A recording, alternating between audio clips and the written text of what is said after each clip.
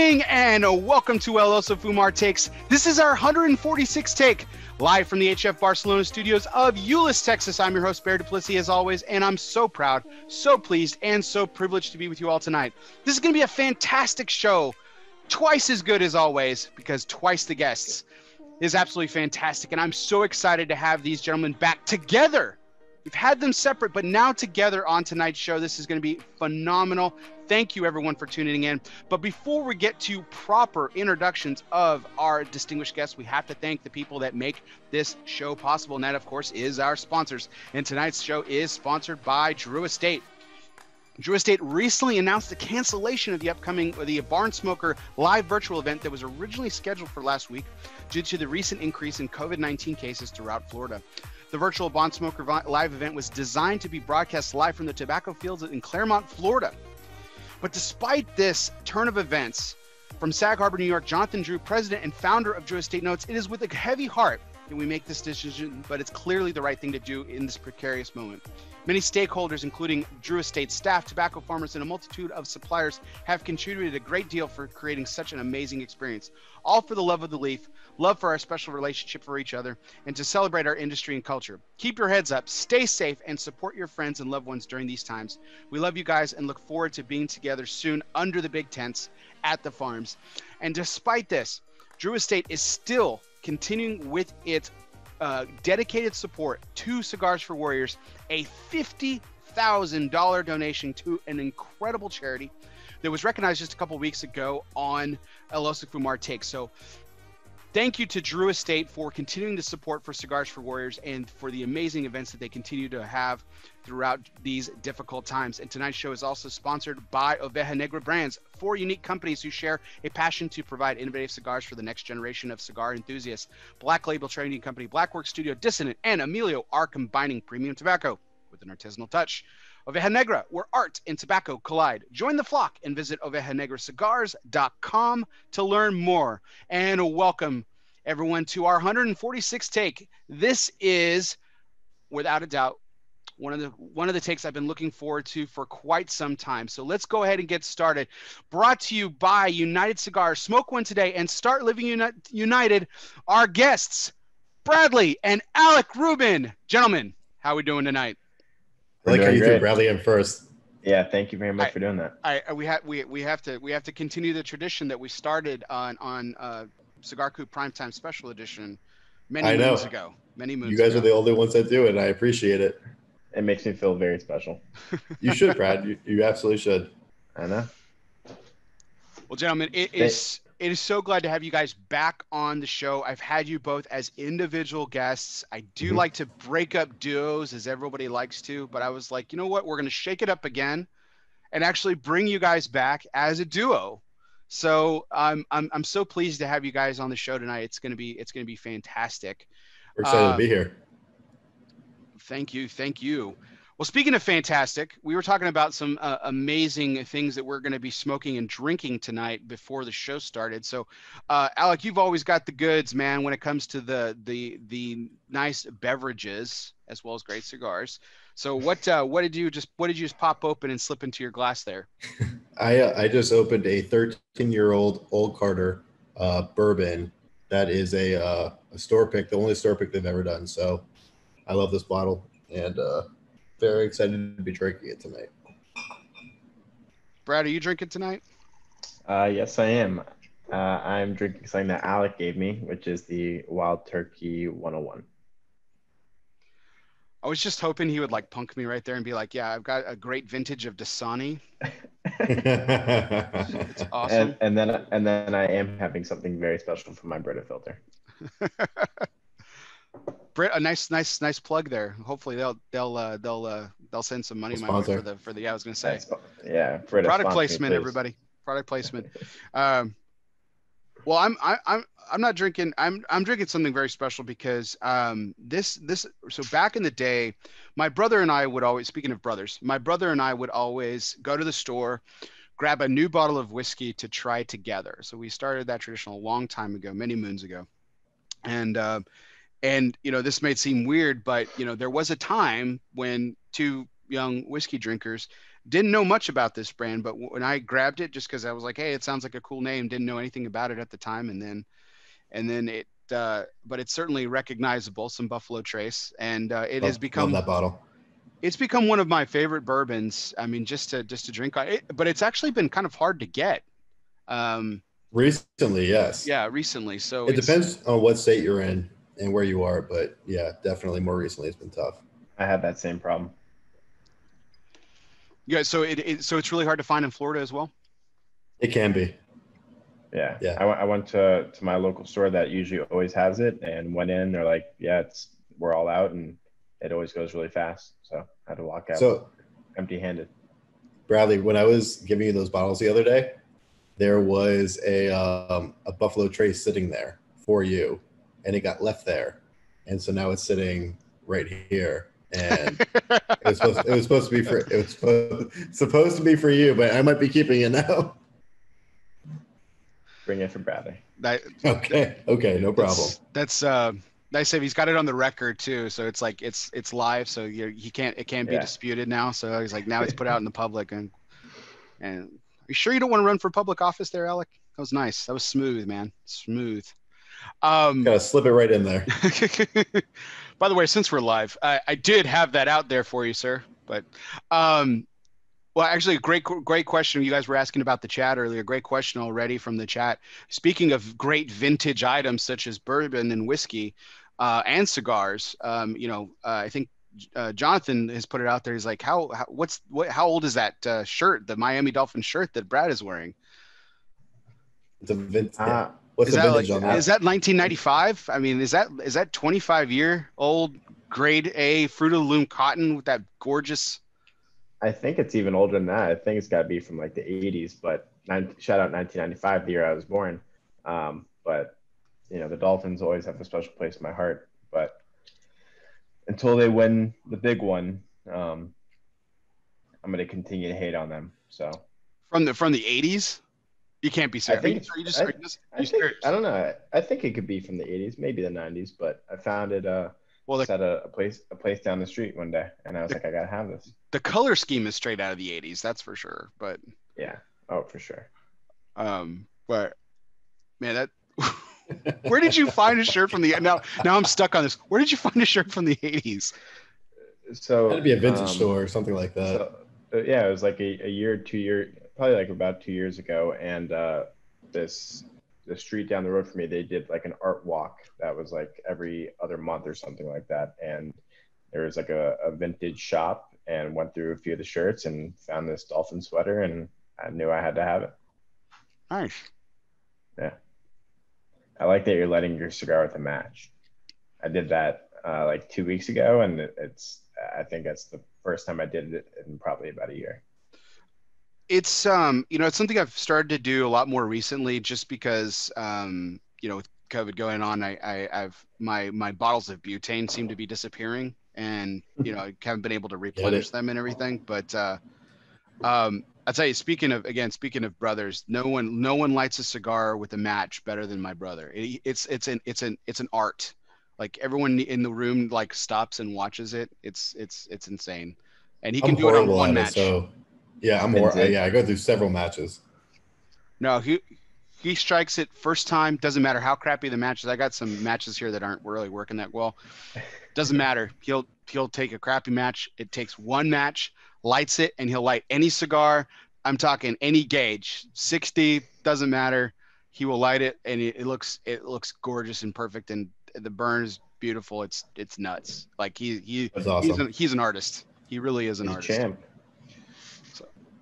But again, going back to our discussion about whiskey and everything. Now, you guys have kind of stepped into my world a little bit. Not with whiskey. You guys are definitely probably got more expertise on it than I do, especially with Alec, with some of your relationships that you were talking about. But you guys have started your own show recently. So Whiskey Wednesdays with Alec and Bradley. So what guys, talk about this? What you guys just kicking around the office, and we're like, let's figure out a way to engage and drink at the same time. Winner chicken dinner. What are we doing? How did this come about? Yes, and yes. Yeah, no, pretty much we were like, hey, what's something that we enjoy doing that we can get in front of the camera and talk to an audience a little bit and kind of do something a little bit fun and creative, show our personalities, show what we like, show who we are. And Whiskey Wednesday is just the first thing that came up, and we took a stab at it. Great. Awesome. Bradley, you agree with that?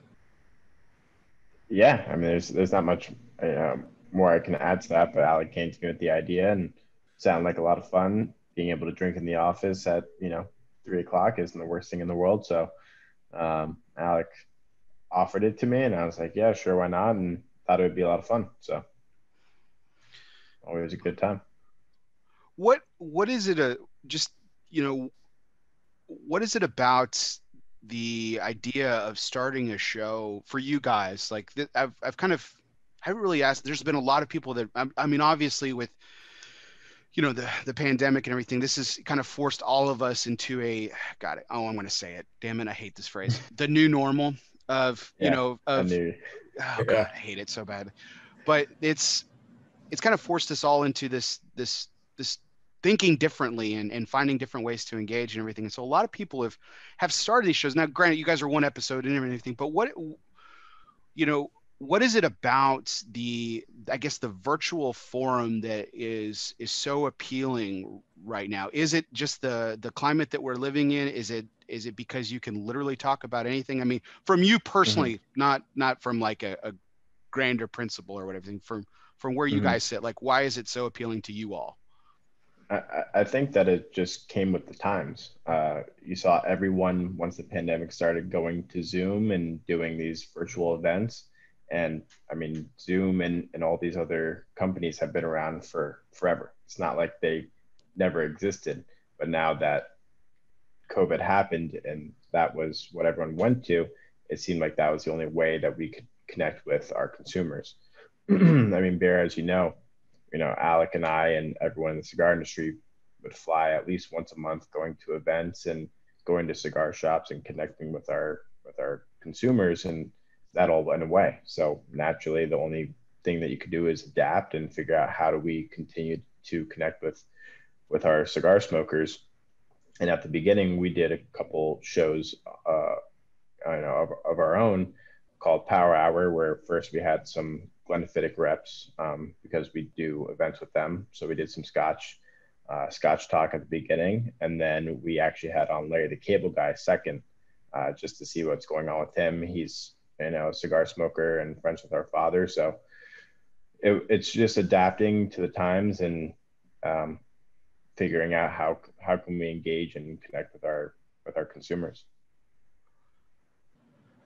What I have to say, Alec, is I don't know how much you guys, I don't know if seriously like this was just on a whim or if you guys really put some really, I mean, it really looks like you put a lot of thought into it. The setup is really great. I mean, I really felt like you guys built out this, like, Jonathan called it a Madmen's type studio. You guys are sitting back, got your whiskey on, cigars. I mean, it looks fantastic. I mean, was this on a whim, or have you guys been working on this for a while? So during the pandemic, we just saw that this is the way that things were going a little bit. And we wanted to build a set for times that we were going to shoot some longer form video or whatever it may be to discuss certain things. And we brought someone in to do some video and photography. So once we did that, we decided let's build a set. And I think the set got put together in a matter of Riley, you did it. So in a matter of 2 days. And we built this out so that when we wanted to shoot some cool content, kind of do some different things, it was available. And then once we had it available, we're like, let's do something cool with it. And that's when Whiskey Wednesday was kind of born. And the nice thing about Whiskey Wednesday, for me at least, is one thing that my dad and brother and I have in common outside of cigars is we all are big whiskey enthusiasts, right? So this was a way to take something that we're all kind of passionate about that's outside of cigars and bring it into the fold and do something fun with it. It's really, I mean, it's not like it's out of left field, right? I mean, whiskey, cigars, I mean, the tale as old as time, song as old as rhyme. Sorry, I saw Toy Story 4 earlier with my kids. So like, Disney's kind of singing in my heart right now. But Don't worry, we all love Disney. It's all It's good. it really is just I think it's great for a number of reasons. One, I happen to know you both, Mhm. and I know Alec, you have really great relationships in that world, but I know you guys appreciate it at a different level as well. And from an outside perspective, like if I didn't know you guys like at all, I think it would be pretty cool. And it is really cool because it's two younger guys talking about whiskey and not two, I mean, no offense, when my age or older or even older, way older than me, like sitting around and like talking about like the last 40 years of their life and what they've seen, the good whiskeys and bad whiskeys. Although that's a separate level of nerddom. I could enjoy that as well, but I think that's what's really great and unique about your show is that it's two young guys that are talking about it and enjoying it and have an affinity and an appreciation for it that's not just like, yeah, this stuff's really good. Yeah, yeah. It's it's not So surface level. It's deeper than that. the three of us are like my dad, my brother, and I are all nerds about whiskey. But the point of it was just to have fun and have a good time with it and make something hopefully entertaining. I think you missed it, but we already released the second and third video of Whiskey Wednesday, and on the third one, Bradley wasn't available, so it was me and my father on the third one, and I mean, we're all into it. I mean, at the end of the day, 6 o'clock rolls around in the office, and if one of us has a new bottle, we kind of sit down together. If anyone else in the office wants to join, we all crack it and kind of just give our thoughts on it. So it was a nice way to bring something that we all enjoy and do together into this hopefully entertaining video. And that was just the idea behind it. And it was entertaining because we're going to get into that real quick, but I do have to ask. So, since Alan's got such a great affinity for the spirit as well, will he be joining on future episodes, or is this always going to be the duo? No, he was on an episode before. Yeah, he was on the third episode already. It aired last week, and I missed that one. I think so he stepped in also for a few minutes on the fourth one with me and Bradley as kind of a tiebreaker. But he'll be in and out as well, and mostly just because he loves whiskey and he's part of it as well, even though it's mine and Bradley's thing. So it's nice that the three of us kind of get to do this together. So I'm actually having the privilege of interviewing Alan here in a couple weeks, and I'm really excited about it. And I'm going to ask him this question too. Okay, so I'm going to say this live and as straight face as possible. I've never as long, he's been in the business for a long time now, obviously, Alec Bradley's been around for a really long time. He's built up an incredibly successful business and everything. I'm saying this straight face. I've never thought of him as an elder statesman, if you will, right? Like he's always had that younger vibe to me. But that being said, I feel like he's got this rejuvenation of youth in the last few years. Am I imagining things, or like you guys are closer to him than anybody? Yeah. Am I weird? No, not at all. He always wants to go younger. He loves that. He loves doing that. He always likes bringing younger people into the company. He's all about that vibe. I mean, Brad, what do you think? I mean, I think that's. I mean, I don't know what it was like, when Alec first came in, but I think when I started working at the company and he saw both Alec and I working together, coming out with our own brands, that itself was part of that rejuvenation that you're talking about. That almost excitement to continue to do what he's been doing for so long and come out with new exciting projects, which will, Alec and I will talk about tonight, and new stuff that you'll talk about with him soon. So there's so much cool, fun stuff that we're doing that we're excited for people to try. And I think that in the recent years that he has had that rejuvenation that you're talking about, that excitement to give people new cigars to try. So scrap what I said. Let's just stick with what Bradley said on that. That was a good answer. No, I like I said, I'm okay. So I'm glad I'm getting some affirmation here because, and because I've gotten to know him a little bit more in more recent years. And I'm like, was he always like this? Or, I don't know. Again, so it just Well, seemed like it to me. when you look at Magic Toast, right? That was at the same time Bradley and I were coming out with Blind Faith. Mm-hmm. And I think that when you look at what we were doing with Blind Faith, he kind of saw that and was like, I want to do some fun, cool, different stuff also. And then Magic Toast launches right around the same time. There's nothing more funky and interesting than Magic Toast, right? Mm-hmm. So great name. I do think that us coming in and putting our own spin on it from this, different viewpoint. I mean, our dad's really creative. So when he saw that, I think it kind of just pushed him in this direction to be like, I'm going to do some interesting, fun, different stuff right now that maybe I've always wanted to do, but, didn't necessarily think I could in the past. And he's making that push now. That's right. Like it was just sorry, it just came to me when we were kind of having that discussion. So it was just an aside there. But great question. But speaking of being really creative, Brad apparently wants to change up an old classic by throwing something really interesting into a classic campfire dessert. Oh God! So don't start with me. So, Brad, what are you wanting to add to a s'more? Well, it's not really adding anything to the s'more. It's just, instead of just normal Hershey's chocolate, just stop talking.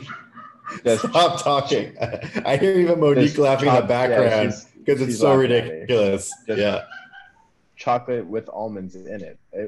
I was just posing a question to add some more texture to the classic s'more. See, that's not the way that came off. It sounded like you assumed that a s'more was made with nuts and chocolate, and you never mentioned marshmallow. I'm assuming you knew the marshmallow. No, I'm allergic to chocolate, and I know how to make a s'more. So I know how to make a s'more. What I'm saying is just you have the Hershey's chocolate, but you have chocolate with almonds. So it's just another layer. He's saying to use the Hershey's bars that have almonds in them when making the s'more. I get this, Alec. You don't have to come to your brother's rescue. This is fine. No. I'm saying it's unacceptable. It's completely unacceptable. I dug this hole. I can get myself out of it. Okay. No, you can't. So, I kind of just divert back to the Sandlot. It's first you take the graham. Yes. You stick the chocolate on the graham. The graham. You roast the mallow. When the mallow's flaming, yep, you blow it out. And then you stuff. No nuts. No nuts. I love that you just gave me that Sandlot. Yeah, no, that's a great reference. I don't know if you watched it right before to get like the words down exact, but the fact that you said just mallow knows that I know that you know it very, very well. Yes. No, I watch movies way too much, and I have not seen it recently. I would probably say it's been probably a couple years, but I watched it enough when I was younger that I pretty much have. I have a lot of movies memorized. Like our take last week was all about the 25th anniversary the 20th anniversary of Gladiator. So, okay, nice. You were 5 when that came out, Bradley. Like that sounds about right. And you're a grown ass man. Like that's how old that movie is, and it's still freaking awesome. Amazing movie. Yeah. So I've been rewatching Star Wars. I don't think Alec nor myself were ever big Star Wars. I've watched them all growing up, but so I watched in college. I watched all of them from episode 1 to the end, right before all the new ones started coming out, and then I got a lot of heat for not watching it the way that it was presented to the entire world. And then as of the past 2 weeks, again started rewatching from episode 1. And just finished episode 4. Episode 4. So a lot of people don't like it because obviously 1, 2, and 3 were made, much more recently than 4, 5, 6. I know. And so they really I'm a big Phantom Menace guy. I thought episode 1 was really good. I really enjoyed it, and I can watch them in succession and it doesn't bother me. For me, there's so much going on. I mean, obviously there's the big storylines, but I want to see the storyline. I want to see it all the way through. I don't want to start halfway through and then go back to the before the story, the prequel. I don't want to do that. I want to see it as it was. Just watch the comments right now. People are going to be freaking out. Yeah. I know. Freaking out. Yeah. Star Wars people are gonna hate me. So basically everyone. So I have to be a Star Wars person. My birthday is Star Wars Day, so it makes sense. May 4th. May the 4th be with you. May the 4th be with you, and Alec Rubin as well. Yeah. So one more thing as well, Alec, you and I are going to be on the same side of this as well. I'm going to go ahead and ask you the question: Is it caramel or caramel? Caramel. Okay, it is caramel. Carmel's a caramel. city. Carmel's a city. There's a place in the world called Carmel.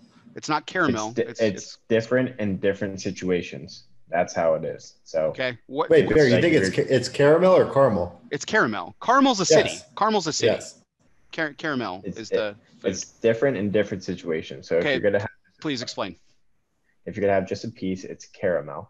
But if you're gonna have you might have a caramel cluster. You're not gonna have a caramel cluster. It's a caramel cluster. No, you could have a caramel cluster. Can you boot him, Bear? How do we do this? You could. Bear, you could. We're having way too much fun with this. No, I'm keeping him on. Oh, geez. I'm not the host. I can't do anything. You could, but you wouldn't. You would have a caramel cluster. You wouldn't have a caramel cluster. That's a fact. That is a fact. I just wanted to see if we could keep it up, like for how long you guys went back and forth. Like, if no one knew you guys from Adam and flipped on that episode 1, there is no doubt in anyone's mind that you guys are brothers. Like, the s'more bit and the caramel bit was awesome. Just wait till you see episode 4 this week. Just more arguing on Wednesday. It's just awesome. more arguing. Yeah, constant arguing.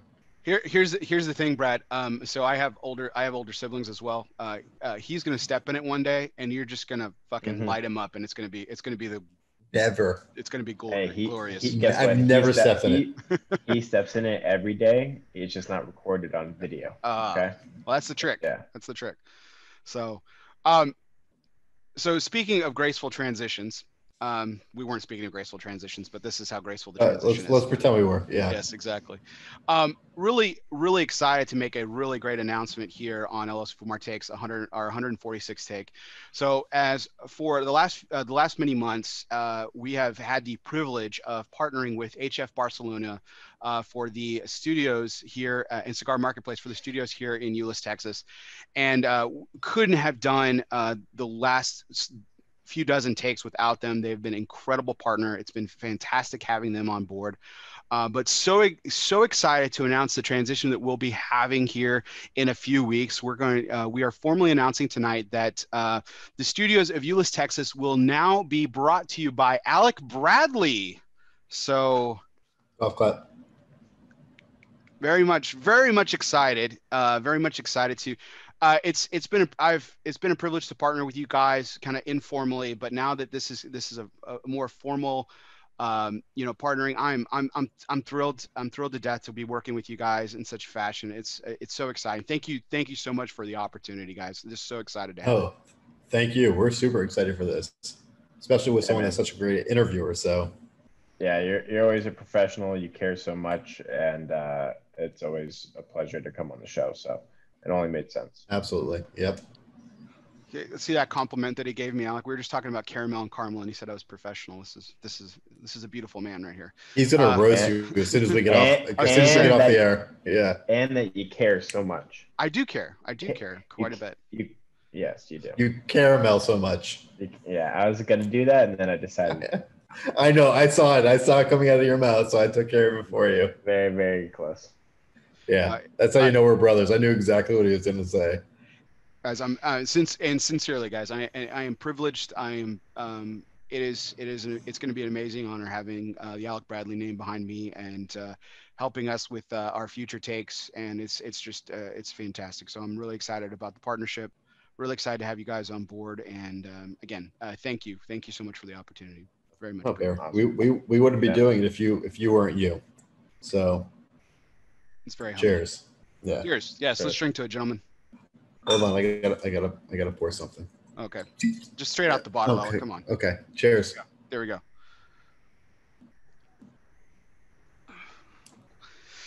Well, that brings us into tonight's major point, gentlemen. And of course, as always, the major point is brought to you by Wood Butcher, Maine, introducing durable and attractive wooden creations to your kitchen, backyard grill, and home using native Maine wood and other exotic wood species. Wood Butcher, Maine products include butcher blocks, cutting boards, coasters, grill grate cleaners, and an ELOSOFUMAR favorite, the red oak cigar ashtray and cocktail coaster, plus many more. The Wood Butcher, Maine's team's passion for food, the pine tree state, and craftsmanship of the highest quality show in absolutely every piece. Be sure to visit woodbutchermaine.com. Yes, that's woodbutchermaine.com to explore the current collection. And yes, the major point tonight, gentlemen, the third, much anticipated third release, regular production release from Alec and Bradley. What we're smoking tonight, I'm the Kintsugi. Yes, I am smoking the albeit gorgeous pre-release band here. You guys have the real deal, the real McCoy with the absolute authentic, genuine, official release. God, those bands are gorgeous, man. They are absolutely, I love it. I was in love with this. I had no idea you guys were going to change it up. I mean, I knew you guys would take pre-release off the band, but I mean, I loved it before. I mean, it looks stellar. Yeah, I actually had to put my cigar down about 20 minutes ago to make sure that I didn't smoke up to the band, but just so I could show it. It's gorgeous. But, we actually did the same thing with Blind Faith. We put a pre-release band on it at first, and everyone thought that was the actual band. So we kind of assumed that people would think that this one was the pre-release would be the same thing. But just when we put out a pre-release band, it's usually just a little glimpse into what we're going to do. That's, it. Well, I mean, I really liked it because I know the story that we're going to get into. We're going to let Brad talk about it here in a second, but I love the story. And so I like the fractures and the cracks on the pre-release band. But I love the way that you guys kind of took it to the box and everything as well, and to the actual label and everything. So we're going to talk about the nuts and bolts of this blend here in a second with you, Alec. But Brad, let's talk about the concept a little bit here.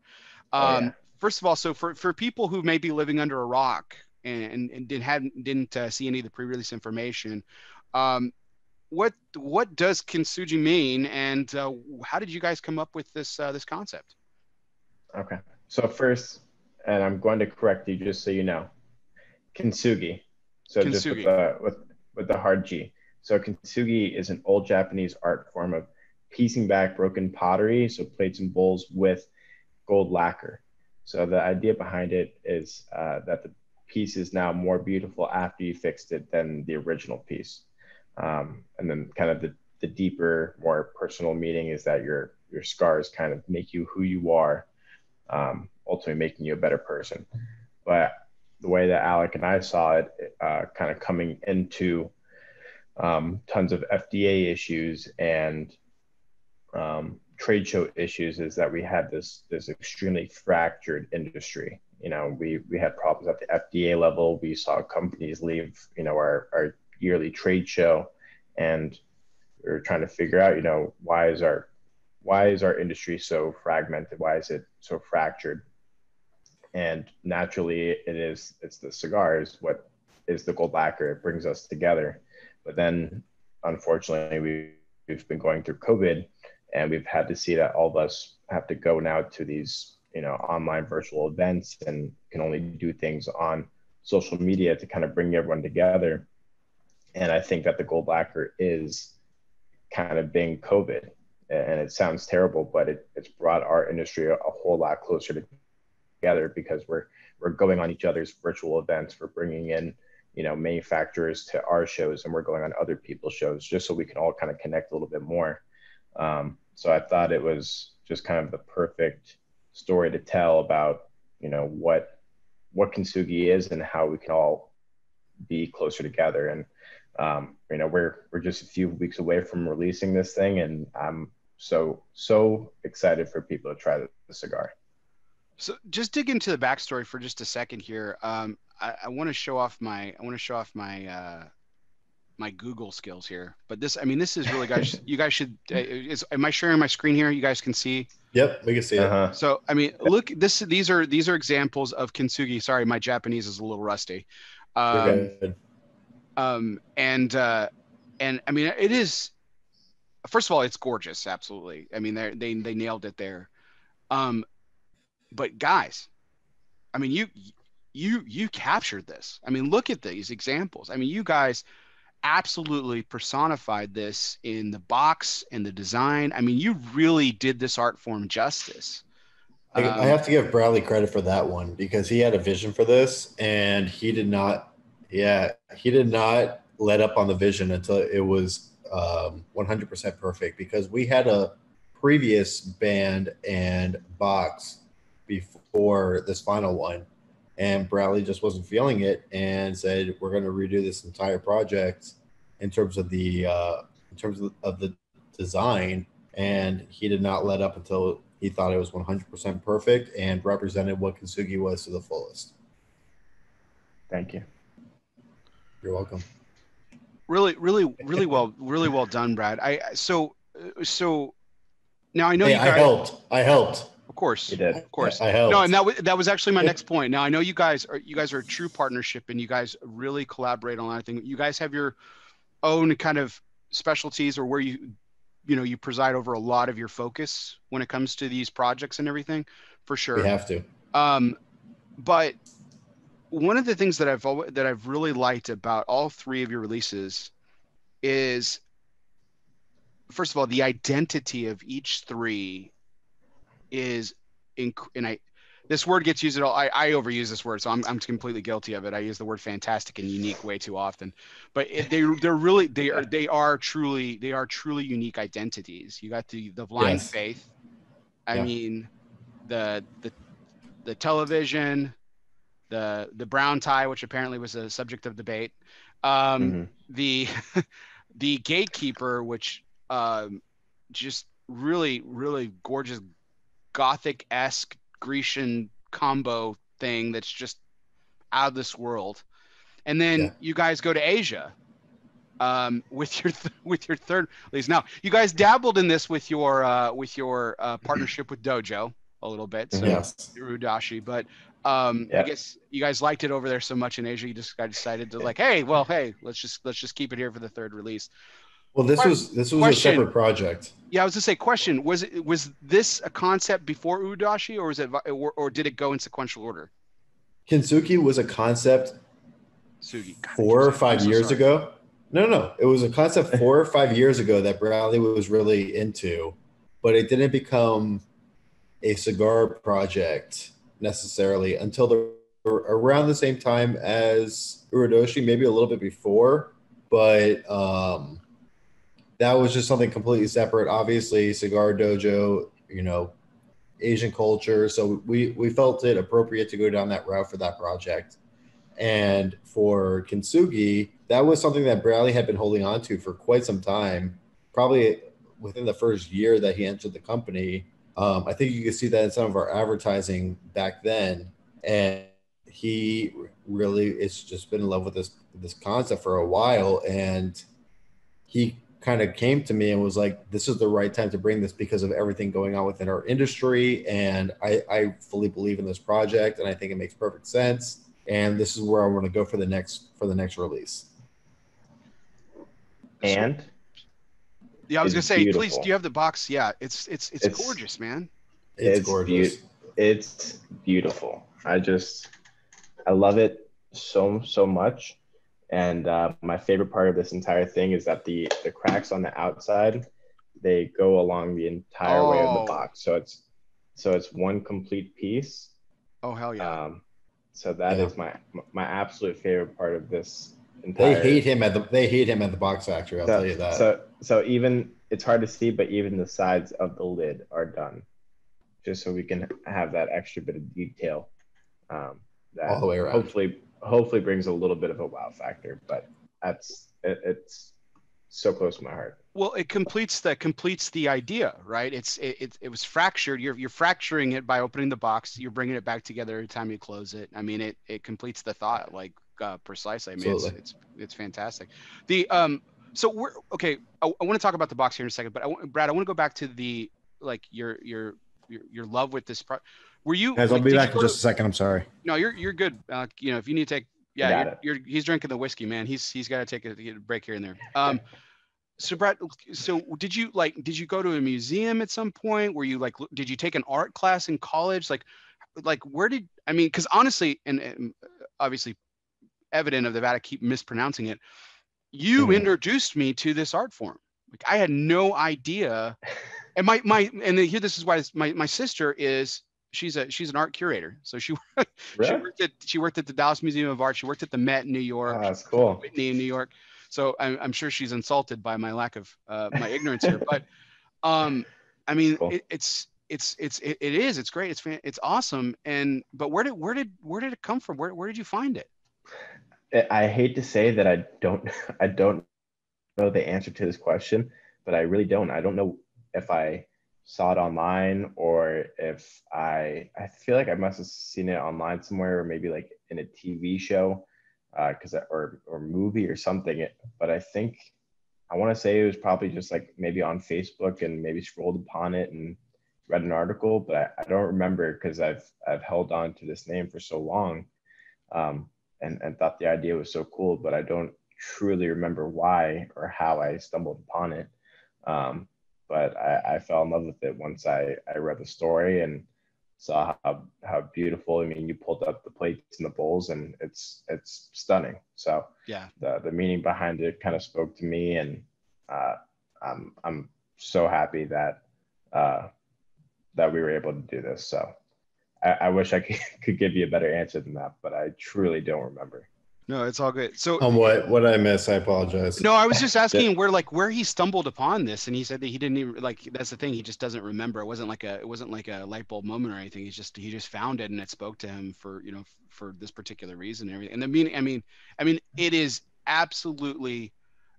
I mean, not just for the cigar industry. It is absolutely poignant for today in history. I mean, it is perfect timing all around. So the great story I wanted to share you about Kintsugi was that so I know you guys sent me some of these pre-release samples, and I know this is a faux pas, but my old college roommate is big into Japanese culture, and he's not really a cigar guy at all, but he'll smoke with me on occasion and everything. So I was down visiting him when I went to Galveston. I told you when I smoked this for the first time, when I took it with me, and I gave him one of the pre-releases, and he didn't even flinch, and he was just like, oh wow, that is so cool, and he started, That's awesome. just started going off about this art form, and I'm like, I mean I knew what y'all had told me in the Reader's Digest version, and then he just like lit up my world about this art form. He goes into like the deep dive of the history and all this other stuff, and I was like, wow, okay, so this is a big deal. And he's like, yeah, man, that's so great. And then exactly what I just said a second ago. He's like, man, that is so deep for what we're going through right now. I mean, wow. He was way into it. That's I cool. love that. That's kind of the point behind all of this. I think Bradley would agree because it was his idea, but there's just so much going on in the world right now. And when you look at this project, it kind of speaks to what is happening. And there's a lot of meaning behind this project for us. So, I mean, there's a lot of meaning behind every project for us. You look at Blind Faith, it's our first release. You have to kind of have blind faith in what we're doing. And the fact that we're coming out with our own cigars, Gatekeeper, we got to work with this, incredible cigar manufacturer, Ernesto, and with Kintsugi, just with what's going on in the world and within our industry at the time. Kintsugi really speaks to that. So we kind of have a purpose for everything that we release. Nothing is just, half-baked or anything like that, really. There's a lot of thought that goes into every release we do, which is why it takes a little longer to, come up with everything, because there's a lot of care that's put into each project. Even on the blending side, on the artwork side, it's all very thought out. So the fact that he thought that means the world to me, and I'm sure Bradley would agree, even though I don't want to speak for him. I would agree. Okay. So let's go bring up the box again, because I want to talk about this. Yeah. So again, I don't want to sound stupid like I've had so many times tonight already. Let's Not once. let's ruin the streak a little bit. Gold, obviously, gold lacquer. Is that Yep. like a dark purple, a deep blue? What? I'm still trying to figure out what the color is. It's a like a light blue, dark blue. That's Okay. kind of layered on top of each other. You could probably see it maybe a little bit better on the Vista, but Yeah, so it's supposed to replicate like China. So Alec actually he was the one that found this for the box. So it's supposed to be like a plate basically. I love that Bradley's giving me credit, but I'm pretty sure he found that as well. Nah, he found this one. So, okay, so let's talk about blue, right? So there's this supposed curse with blue labels on cigars, right? But yet now you've seen a trend in the last couple of years of like all these blue releases, like blues coming Well, out, like the pledge is blue, the right? Pledge is blue, Sobra The Mesa Pledge. blue. Yeah. You know, Nick Perdomo just did a release with blue labeling, like blue, the new Romeo and Julieta from Altadas USA, blue labeling with the iconic Romeo and Julieta brand. I mean, blue is you know, it has been steered away from for a number of years. They called it the curse of blue and everything, but now it's kind of got this resurgence and everything. With you guys, probably again, you know, the great thing about being young in this industry, you can pay homage and tradition, but you don't have to worry about the quote unquote curses and the unwritten rules a little bit. You guys can We could be a little naive when it comes so to that, right? You can break and bend where you need to. It's like the Matrix, right? We're gonna keep on break. We're gonna keep bringing like late '90s movie references and I love it. and make me feel. There's a new one. There's a new one coming, right? Yes. I'm really super excited about it. Like I was excited about the research, the new Top Gun as well. That's way further back. That's not '90s. That's mid '80s. That's when I was a baby. Let's talk. So I mean, I'm assuming here it just never even entered your mind. You were going straight art form, and you really liked obviously the way the color played off of each other and yeah. So if you look a lot, sorry, Brian, I'm gonna take this really quick. If you look at a lot of Asian culture theme China, right, it has a lot of these blue designs on it. And I think that just playing true to the culture into what we were going into, I think this made perfect sense. We weren't looking at other people are doing blue right now, or the fact that blue may have been a curse within the cigar industry. It was just true to form. And that's why Bradley really pushed. Because even if if Bradley's saying I found that pattern, but regardless, we were looking at a lot of blue patterns. Is that correct, Brad? Yeah, I mean the common theme on China pattern is that there's commonly it's blue. So we just want to stick as close to the idea as possible. So when people see the box, they may have an understanding of what Kintsugi is without having to go on their phones and Google it or ask someone. They may just kind of look at it and be like, oh, that kind of looks like a plate, or it looks like a China bowl, or whatever it may be. And kind of understand the idea just from looking at the box. I mean, it's absolutely stunning, gentlemen. I mean, you guys did a world-class job, unbelievable. And speaking of world-class, let's talk about the nuts and bolts here, Alec. I mean, yeah, no problem. We've got the iconic Alec and Bradley staple, Troy Huss wrapper, on top of the again standard trademark that you guys do, the double binder. Under a Nicaraguan binder. And then you got Honduran and Nicaraguan in the filler. So, yep. I'm putting you guys, if you guys can't comment and I'm putting it on the spot, I apologize. There is some really gorgeous spice in this. Some of this Nicaraguan has to be at Esteli. No, it is. Okay. Yeah. I mean, it just sings to you. I mean, from the light, it comes through, and it's. Well, we'll get into the blend a little bit. So about what I'm tasting and how it's all comes together and everything. So I know I just unpacked it in a very small way, Alec. But why don't you elaborate a little bit on coming together with this blend? Yeah. So really, the way the process has worked thus far is Bradley comes with a concept and he has a profile for the cigar in mind. he's like, here's my thought process. Here's the kind of profile and feel that I'm looking for in terms of the blend. Go create that. And so I went down to Central America. I went to Honduras specifically, obviously.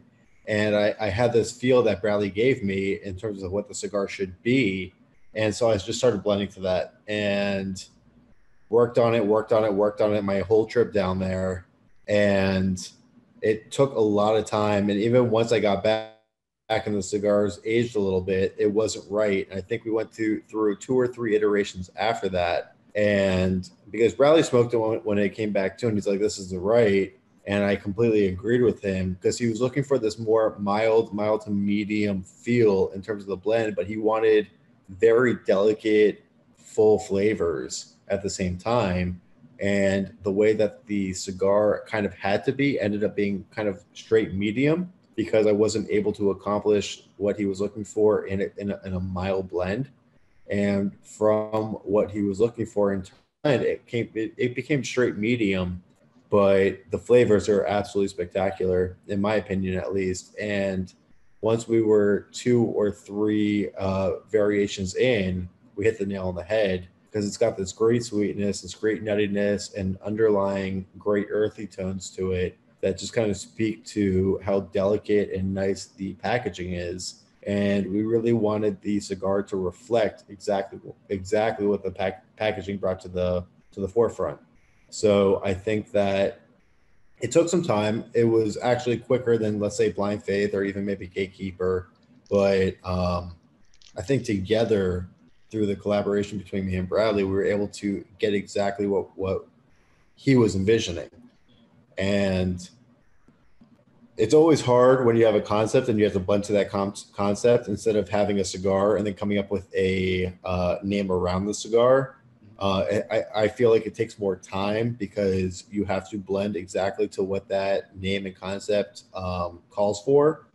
But I think we nailed it, and I'm proud because this kind of put our palates to the test a little bit because we're both full-bodied smokers. So when you go straight medium, there's not always room to hide any of the little mistakes that might be in there. The later you go, the more the mistakes show. So I'm pretty proud of the cigar. I'm really proud. I think the cigar is going to put us on a different level once people smoke it, and I think that people will understand the amount of work that went into this process. You certainly should be proud. We're going to dive into it in a second. I want to pick off something you just said though, with the way that you guys have kind of built conceptually so far. Going with that pattern of, Brad's got this concept, you go and try to create it around that concept.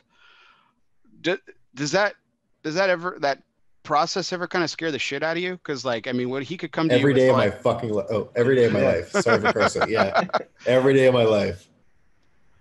I gotta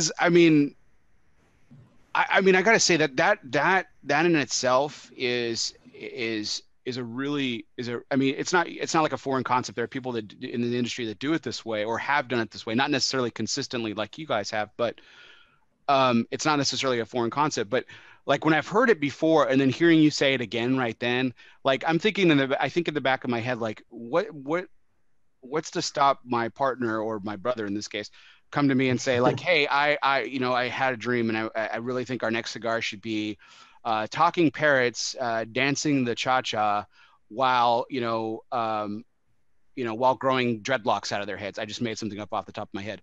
It could just be out of complete left field, like astonishing left. Like how do you how do I work around that crazy ass idea?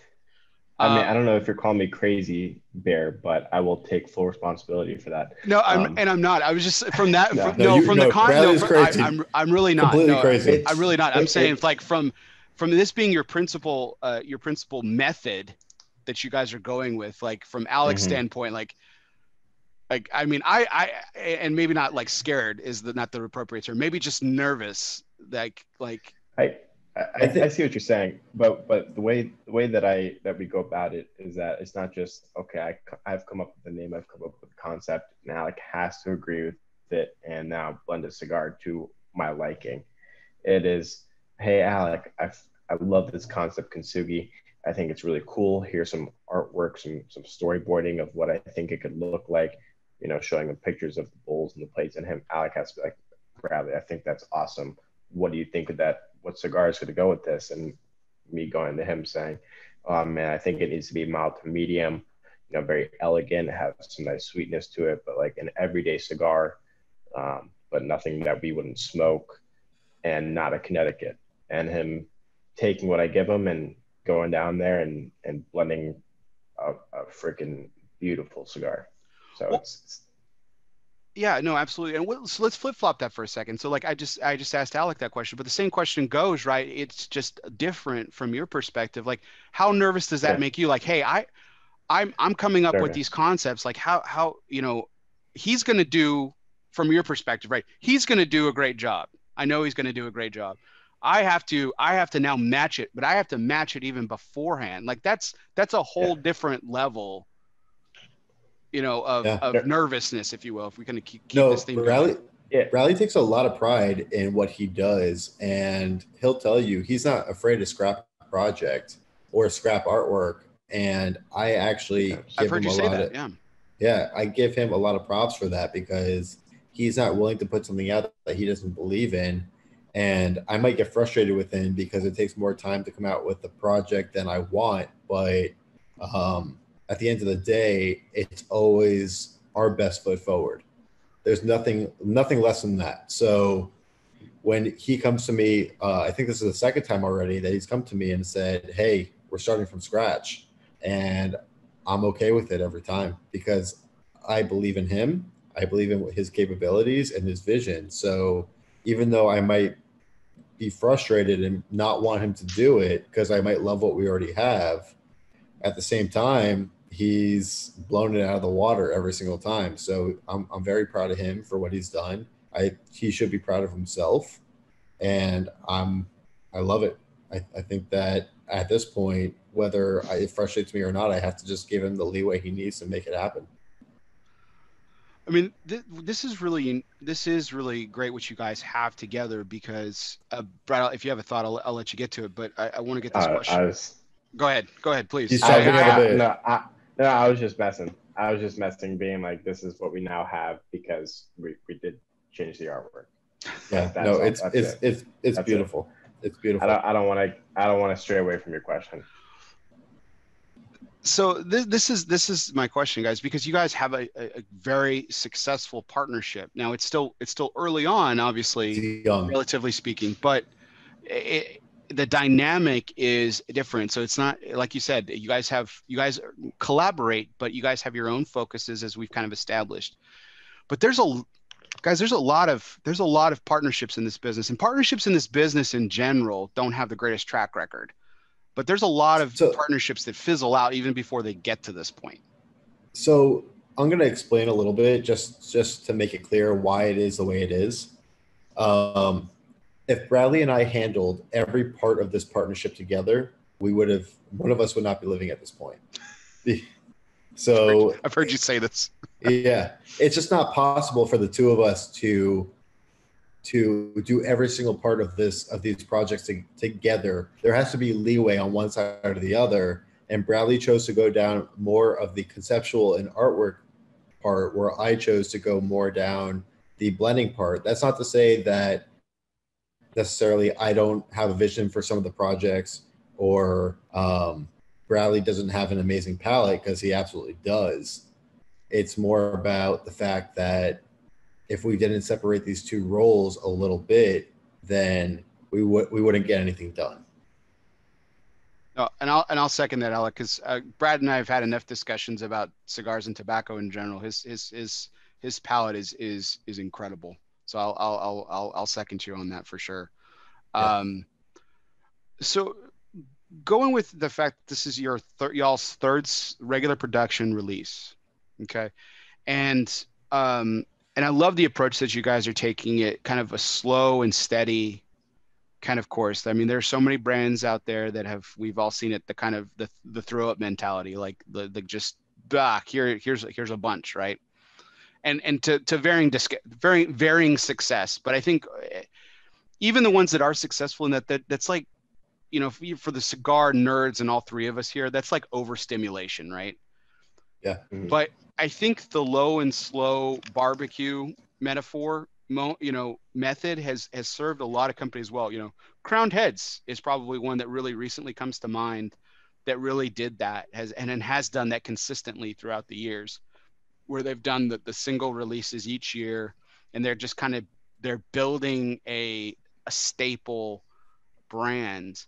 Was this always the idea in the very beginning, or were you guys just like, okay, we're going to get out our first cigar and then we'll kind of worry about the future? Or like, was this always the plan from the beginning?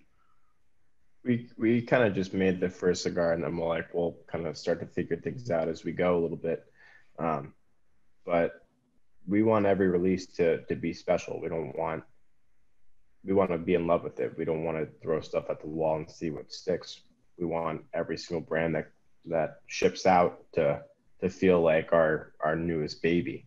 You know, I'm more excited about Kintsugi than I ever was about Gatekeeper of Blind Faith. Like I feel like giddy about people getting to try the cigar and see the packaging. And I mean, we worked on this thing for so long.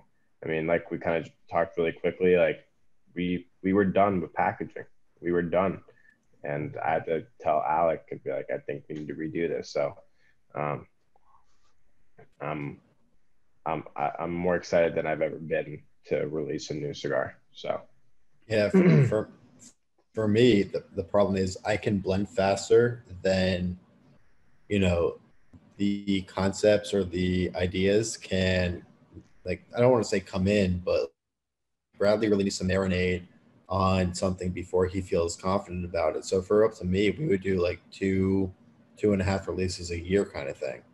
And but I do respect the process, and I understand it now as to why it's so important to really have the right idea, the right concept, the right packaging, all of that, instead of just releasing cigars, because I get so excited about blending and being down at the factory and working on these things that sometimes I want to move faster than the allows. But doing it this way, in my opinion, is way better. It's way better. So I don't mean to bounce around too much on the subject, but I want to go back to this blend a little bit, Alec, that you described so eloquently a moment ago. There is a lot of nuance to this cigar. Like, you know, when you look at the, again, surface level, it's like, okay, you know, like Alec Bradley staples here, you know, the Troyes wrapper, the double binder, you know, Honduran and Nicaragua. It's like, oh yeah, that's you know, that's pretty well known for anyone who's smoked Alec Bradley for a number of times. But there is something very unique about this blend, and you said it a second ago. It's very nuanced. It's mild and medium, but very, you use the word delicate, and I couldn't agree more. um the sweetness you mentioned, I get, is this what I'm getting. I don't know what you guys get out of it, but when I retrohale, you get that Esteli spice that I was talking about, but it's complemented by, I'm getting kind of like an apricot marmalade, kind of jammy, really kind of really rich sweetness that really brings those spices together in a really fantastic way. Yeah. um I mean, again, I'm spitballing here, throwing out words, guys. I mean, when you guys Yeah. get it, I mean, what do you get out of it when you're smoking it? I mean, the sweetness that I've always said is like it's kind of like honey. So I don't think that like marmalade or is too far off, but it's like something that goes on like something else. It's like a something that goes on toaster, but it's sweet. To me, it's Yeah. sweet like honey. I get, for me personally, I get like this honey and very subtle red fruit sweetness that just goes so well with that nice subtle, you know, spice or pepper. And then you have this underlying like very nice nutty macadamia nut type of nuttiness that goes into it. So when you melt it all together and you're smoking the cigar, I just think that it really sticks out because Bradley and I, in our blends with Blind Faith, Gatekeeper, and now Kintsugi, um, we try, even if we're using the same factories as Alec Bradley uses or not, we always try to produce something that is not something that a Alec Bradley smoker would expect. So that, I think it definitely shines through on Blind Faith. Gatekeeper, obviously, we're working in the Dominican with Ernesto, so that's way different for Alec Bradley. And then when you look at this cigar, this is just so off the rails from what Alec Bradley does. We try to be out of what Alec Bradley does consistently.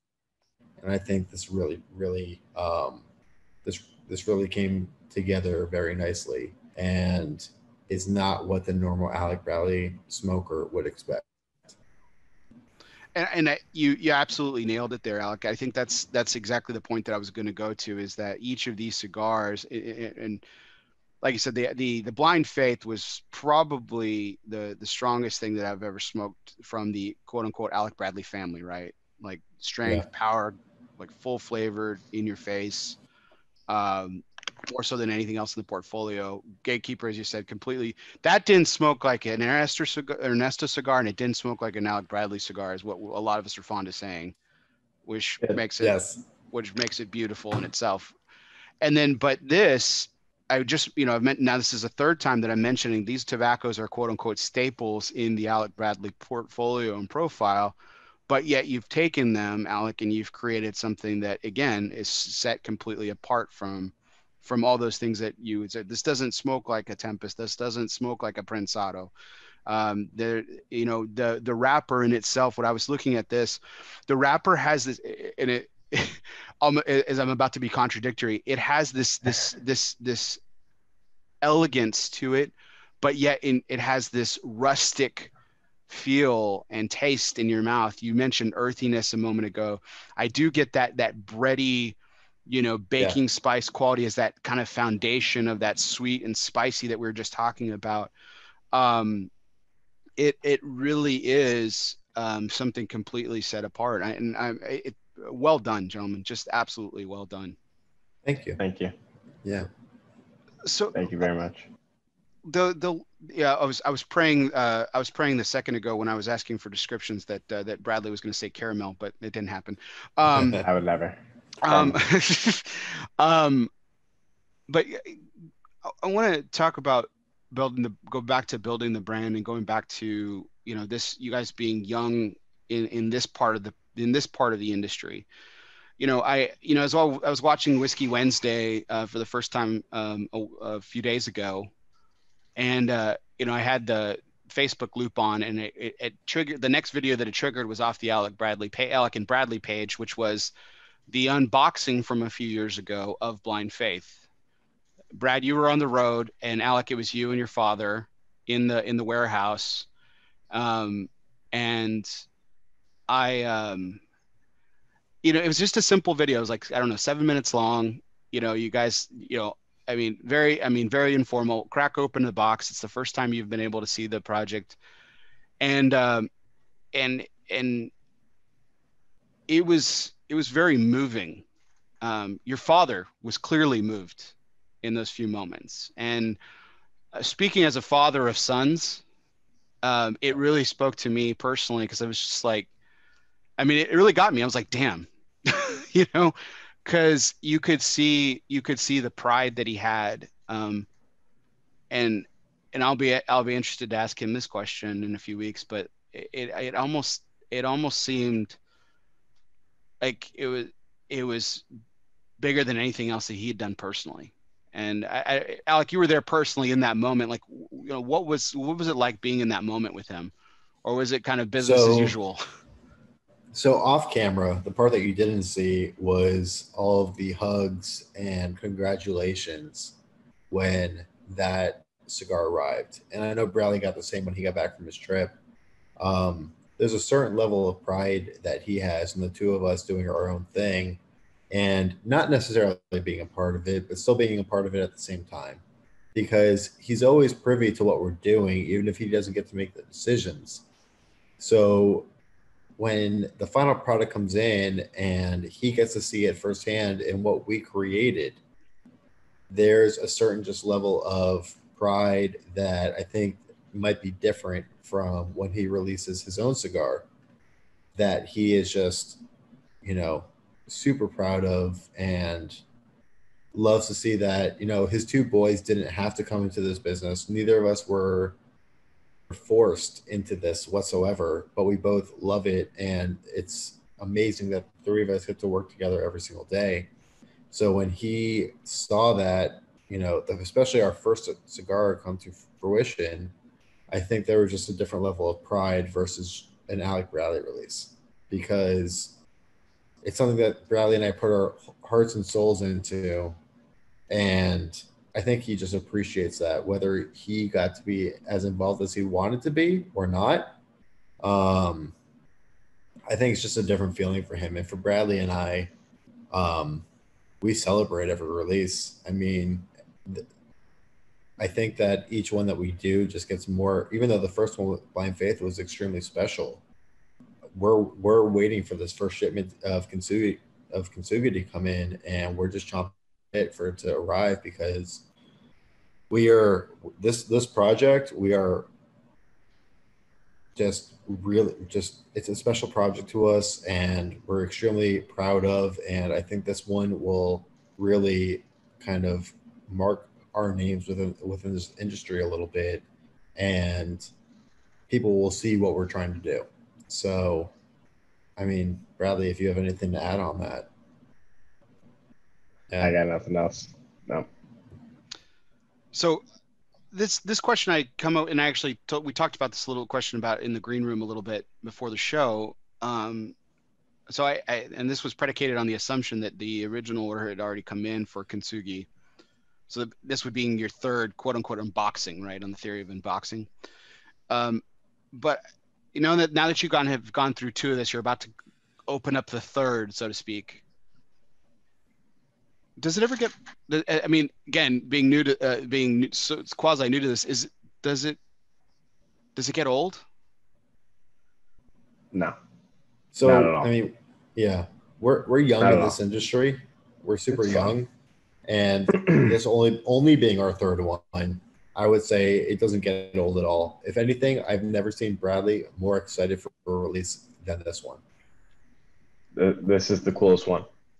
And then the next one will be the coolest one. And then the one after that will also be the coolest one, because that's what makes it our fun. theme. Yeah, no, Why, you know, not all cigars are fun. And I think that's what Alec and I are always going for on every project. And not every single one is going to be cooler, maybe, or crazier than the next, but every single one's going to be different. Every single one's going to be fun and unique. And I know that Alec and I will always be excited to quote unquote unbox the next box. So apart from Blind Faith, because that obviously was a hallmark moment for him, and Gatekeeper was obviously something very different too. He a completely different partnership that your father had never taken part of. I'm interested to get y'all's thoughts on this. Have you guys been present for a really an unboxing, if you will, of any Alec Bradley cigar where you witnessed your dad and you were like, man, that was awesome to witness?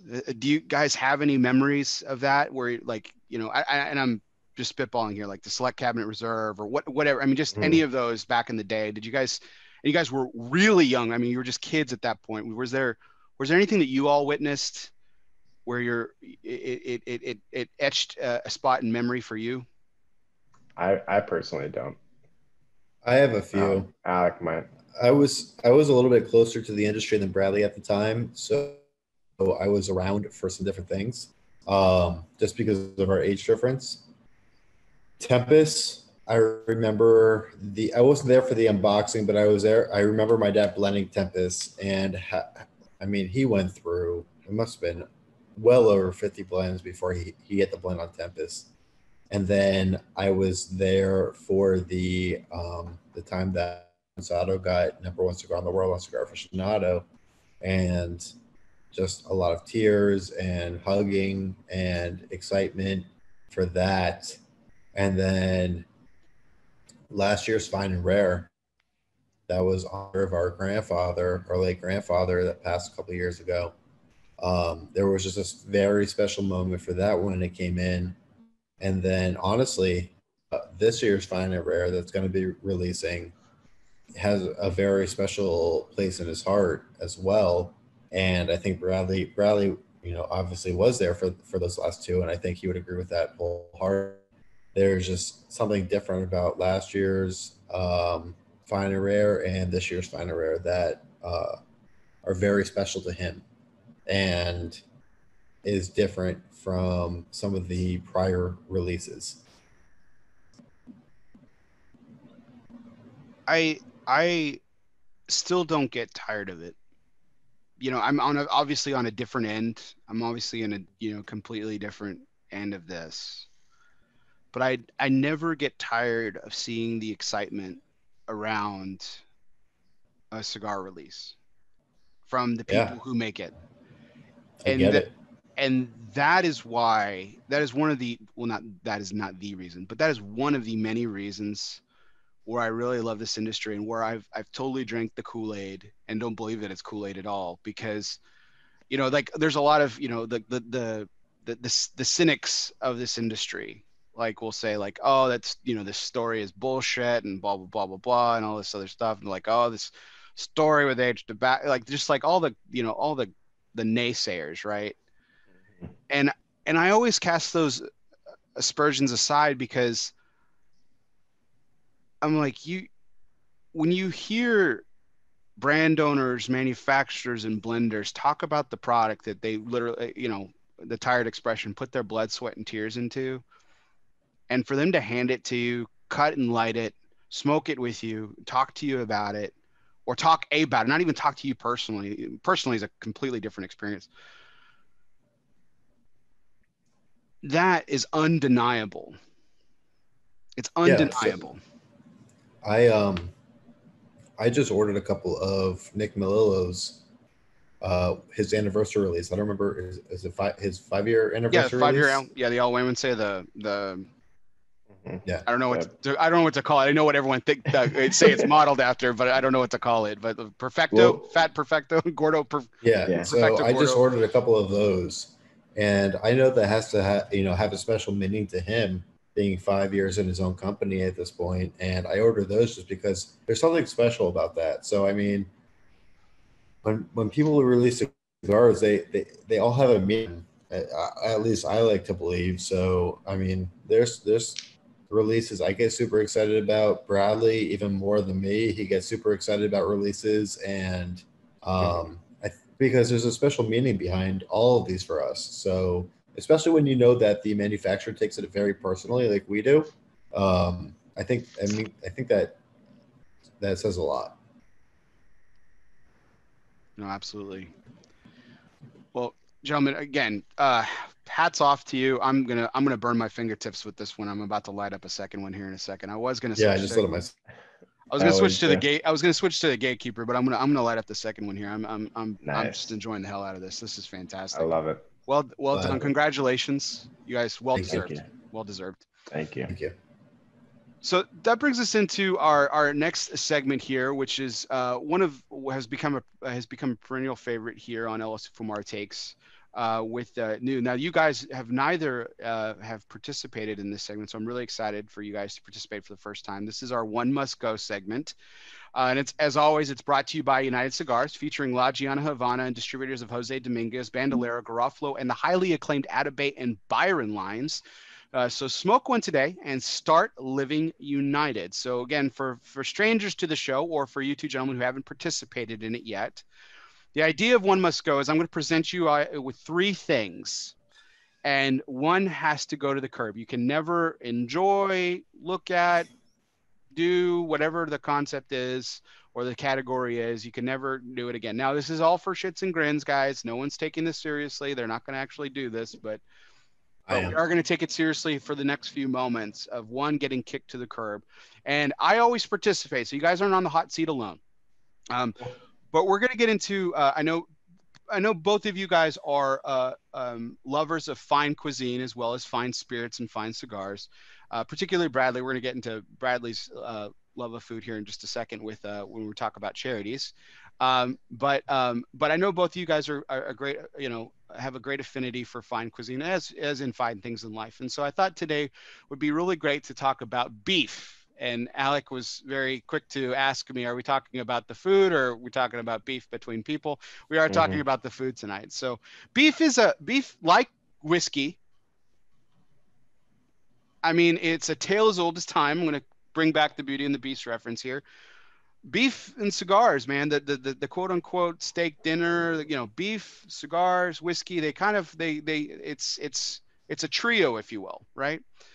And so I was thinking about tonight and I was like, okay, what can I ask these guys and make them choose? So I think I know one that's going to stay. But I want to put up 3 beef products and one has to go. Okay. Cool. So the first one is, I just mentioned it already, steak. Okay. Any particular cut will do, but steak is one of the ones. Burgers, the hamburger. Okay. A peon level version of steak, but certainly has been elevated in recent years with different variations of the burger. I'm a big connoisseur of burgers myself, and meatballs. Now, meatballs have a very nostalgic place in most people's past and history and everything like that. So, and even though meatballs and burgers they're kind of part of the same family, they are very distinct, and they take a very different approach to making a fine meatball as opposed to a fine burger, as opposed to the delicacy of a fine steak. So, Alex, since we introduced the show with Bradley and Alec Rubin, Alec, I'll give you the honors, sir, the elder here today. I am the elder, but the elder of the two of y'all. So one has to go. You can never eat it again. You can never look at it again. It is never a choice in your life again. Steak, burgers, and meatballs. One has to go. Hit me. I don't even think this is a question. This is very obvious to me. Okay. Meatballs got to go. Okay. I can't give up steak or burgers ever. I don't even know if I had a meatball in the last year, in all of 2020. Oh, wow. Yeah. So for me, I have burgers at least once a week. Steak is I enjoy it as much as I can, as often as I can, but meatballs are not the same for me. So honestly, meatballs are going to go. You said you haven't had meatballs in the last year. Like what was the last thing you had? Was it meatballs by itself? Was it meatballs and pasta? Do you even remember? It's been that long? It's been that long. Okay. Yeah. All right. It's been that long. I don't know the last time I had meatballs. So maybe at IKEA, who knows? But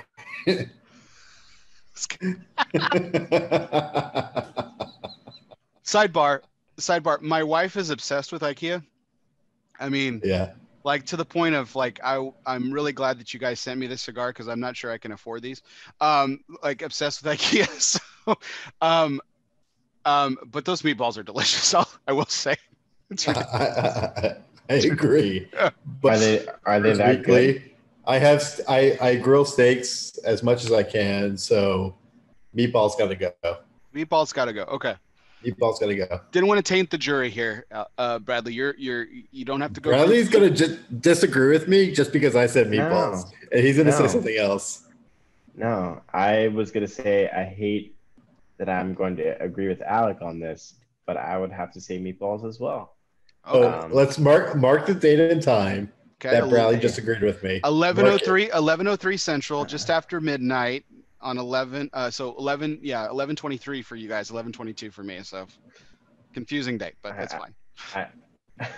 I don't eat steak that often, but when I do, it's always a treat. And burgers are an essential. Like you said, Bear, like you're kind of a connoisseur of burgers. I myself love burgers.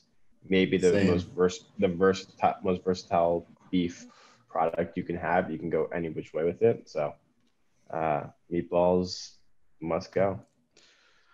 what? Okay, so what burger is the staple for Bradley Rubin? Like what? Ooh, Like not like what's the best burger you've ever had? That's such a like what's the staple? yeah, I'm I'm a pretty simple person, so I'm like a like cheese and bacon with like avocado, Ooh, um, nice. Okay, like just love me some simple. It doesn't avocado.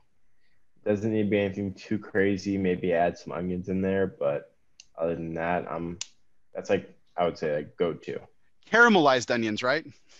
caramelized, not regular just raw onions. Caramelized, correct. See, Thank caramelized, you for not caramelized.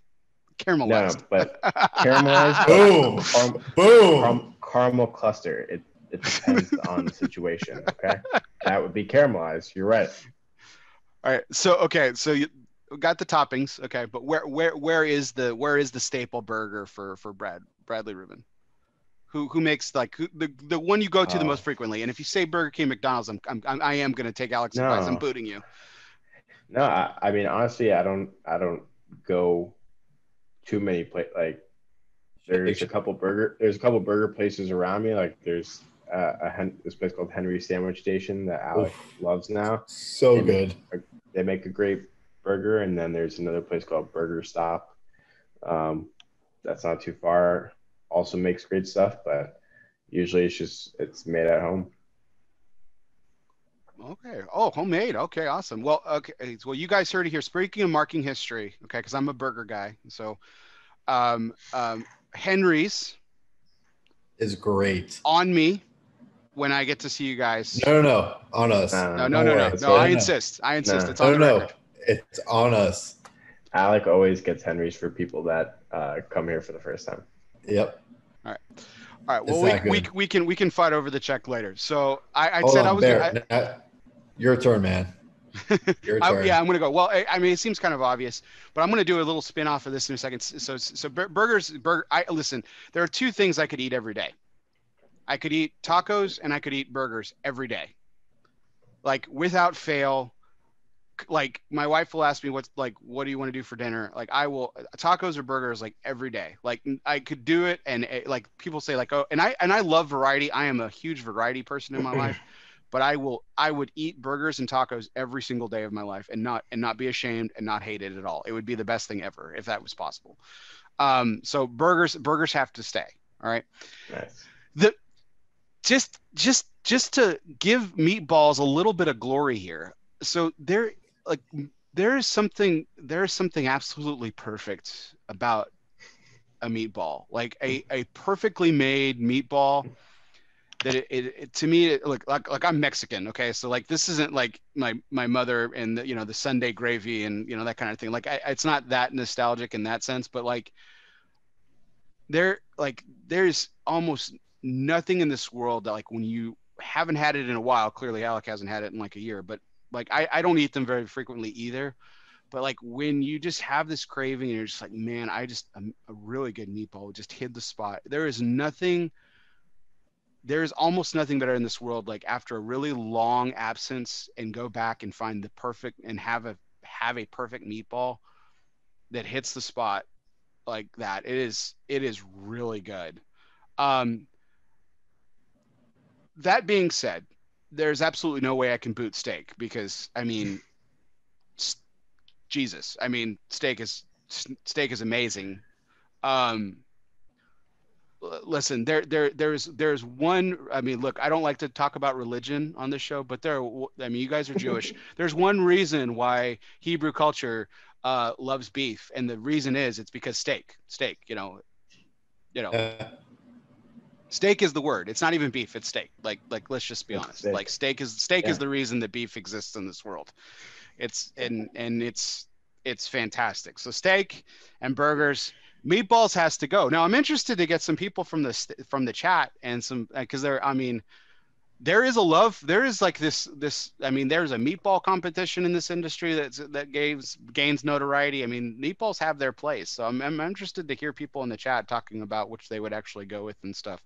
But I have a feeling that we're probably in the norm with our picks. So that being said, I didn't know what was going to go between burgers and meatballs, but I had a feeling that we would all pick steak. So here's a bonus, right? Okay. So we're gonna talk a bonus one must go. It's gonna talk about steak for a couple of minutes here.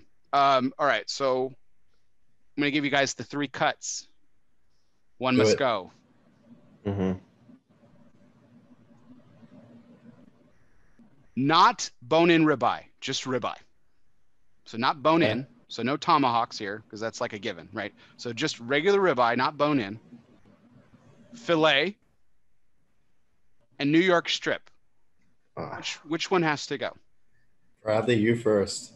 Um, I know my answer. I have to keep filet, and then I'd probably get rid of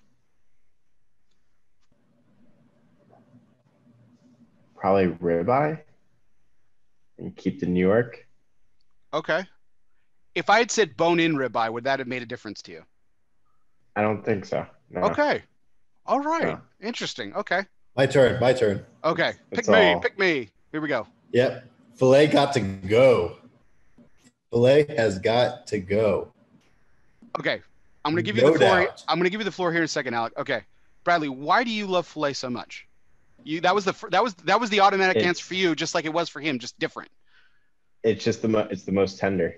It cuts like butter as long as it's done right. It's got to say, as long as it's done properly, and you take your knife, you could take a butter knife and cut through it, then it's a necessity. Okay, so why does it got to go, Alec? Fat content. Okay. It is the cut with the least amount of fat. Mm-hmm. Fat is flavor. So filet's got to go. I'm actually astonished at the love for New York strip here. I really am. I thought that this would be the given, that New York strip would go. Really? No, filet has no fat to it, which means no flavor. So filet has got to go. I have a different answer. I have a similar answer to one of us, but I have a different reasoning behind it. So, first of all, I love there's a cut of steak at Ruth's Chris. If you guys have ever been to a Ruth's Chris, it's called the Porterhouse for 2. I usually get it just for 1. They put it on the elevated plate that's been heated, and then they melt butter, and the butter just comes down off it. Well, half of the Porterhouse is obviously New York strip. That's a whole different experience, but that's not on this list. Mm-hmm. Okay. But still, that being said, New York strip has a very, very similar characteristic to me of top sirloin, which is what I grew up on. Top sirloin was always the cheapest cut of steak when I was growing up, and that was the steak that my family could afford. So that's what I grew up on eating. When my family wanted to have steak dinner, my dad would always grab top sirloin, which my dad is appalled at what prices have become on top sirloin these days. But that's why New York strip stays to me. It's kind of nostalgic in that sense. A ribeye, I'm with you, Alec. The fat content, fat is flavor. I think it's phenomenal, especially when it's cooked well. But Yes. but here's the discrepancy with ribeye. It has to be prime. Like even choice, which isn't a bad cut of beef, there is such a different line of demarcation between like choice strip, choice fillet to prime.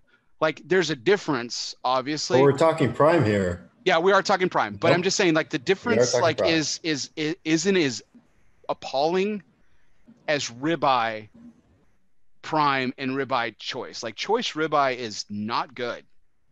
Like, but we are talking Agreed. prime. So ribeye's got to stay for me. It's got to be filet. Filet's got to go. Here's my reasoning. Filet's got to go. Here's my reasoning with filet. No, Bradley, dude, you're not going to hate me for this, okay? Like I told you guys, I grew up, you know, we didn't have all the money in the world. Mhm. So, you know, filet's got to go because it's just obnoxiously priced for that little cut of steak. So like, that's the only, like, I still go back to that though. Like I mean, not frequently, but on occasion I could afford a nice filet if I really wanted to. But I'm like, I just look at that price and I'm like, I could get like 3 steaks for the same price of the filet. I gotta go with the bigger cut. I do agree with that part. But that being said, I think we could I think we could enjoy all 3 cuts. I mean, would you? I mean, you wouldn't. I You think wouldn't. we all enjoy New York Strip. I think that's the takeaway from this. That's crazy, though. I really thought that would have been the one to go. I really thought, like from you two, I knew where I stood. I thought I was going to be the outlier. Mm-hmm. That's Yeah. interesting. All right. Well, that is one must go. Thank you, gentlemen. Really appreciate you guys Cool. participating in that.